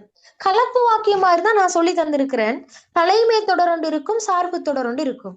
இதுல தலைமை தொடர் இது. மாணவர்கள் சத்தமிடுவதை நிறுத்தினர். Very good, very good. மாணவர்கள் சத்தமிடுவதை நிறுத்தினர் என்பது தலைமை தொடர். அப்ப சார்பு தொடர் இது ஆசிரியர். ஆசிரியர் வர. மாணவர்கள் சத்தமிடுவதை நிறுத்தினர் என்றுதான் மெயின். கரெக்ட். அங்க மெயின் சிச்சுவேஷன் நடந்தது. தலைமை தொடர். அவர்கள் ஏன் சத்தமிடுவதை நிறுத்தினார் என்பதுதான் சார்பு தொடர். ஆசிரியர் வர. அதெல்லாம நான் சொல்லி தந்திருக்கிறேன் பிள்ளைகள். கலப்பு வாக்கியத்தில் சார்பு தொடர்கள் எல்லாம் எச்ச தொடர்களா இருக்குமா இல்லையா? இப்ப பாருங்க, ஆசிரியர் வர என்பது எந்த வகையான எச்சம்? Very good, very good. செய்ய எச்சம். அவ்வளவு ஒரு விஷயம். அப்ப நீங்க ஒரு கலப்பு வாக்கியம் தந்து அதுல சார்பு தொடரை கண்டுபிடிக்க சொன்னா உங்களுக்கு ஒரு குழப்பம் தேவையில்லை. நான் சொல்லி தந்திருக்கிறேன். கலப்பு வாக்கியத்தில் சார்பு தொடராக வரக்கூடிய எல்லா விதமான தொடரும் எச்ச தொடரா இருக்கும். இல்லைங்களா? அம்மா குழந்தைக்கு பால் வாங்க கடைக்கு சென்றார். இதுல தலைமை தொடரது விழுகள். கடைக்கு சென்றார். அம்மா கடைக்கு சென்றார் தலைமை தொடர். சார்பு தொடருது பால் வாங்க. இப்ப பாருங்க, பால் வாங்க என்பது என்ன எச்ச தொடர் இருக்குது? Very good. அவ்வளவுதான் விஷயம். அவ்வளவுதான். 20வது கேள்வி. சரி, பல சக அணி என்பதை சேர்த்தெழுதினால் அமையும் முறை.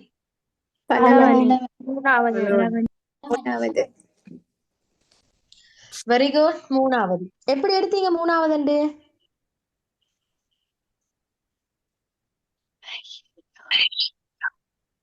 எப்படி எடுத்தீங்க பிள்ளை? இலைமொழியிட இருந்து உயிரெழுத்தாய்க்கணும். Very good. மறுமொழியிட ஃபர்ஸ்ட் எழுத்து வந்து உயிரை எழுதிக்கணும். சேர பதம் வந்து உடம்படுமை வந்து சேர்ந்து வேயாரம் பெற்று பலவனிண்டு வரும். Very good. பாருங்களா, வெரி குட்.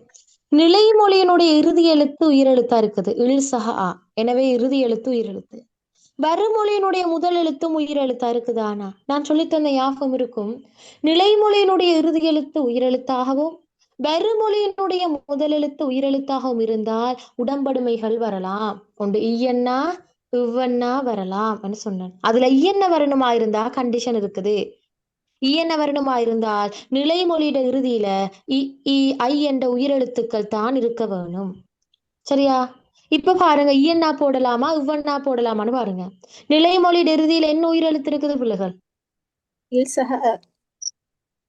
என்ன உயிரெழுத்து இருக்குது? ஆனா. ஆனா. ஆனா. அப்ப ஆனா வந்தா பிள்ளைகள் ஈயன்ன வருமா? இல்ல. வராது. ஈயன்ன வராது. அப்ப ஆன வந்ததால இவ்வண்ண தான் வரணும். அப்போ பல சக அணி பிள்ளைகள் எப்படி வரும்னு சொன்னா, பல சக இடையில இவ்வண்ண வந்து அணியாக வரும். பல சக உப்சக அணி எப்படி மாறும் பிள்ளைகள்? பல பனி. Very good. எத்தனாவது ஆன்சர்? 3வது. சரி, இப்ப குட்டி பிரேக் கொண்டு எடுக்குவோமே. சரியா? ஓகே. எத்தனை மணி ரீஜாயின் பண்ணுவீங்க? எத்தனை நிமிஷம் வேணும்? 10:30. 10:30. ஓகே. 10:30. ஓகே. நான் நிறைய விஷயங்கள் பார்க்கணும்ன்றதால 10:30க்கு போவோமா? ஓகே.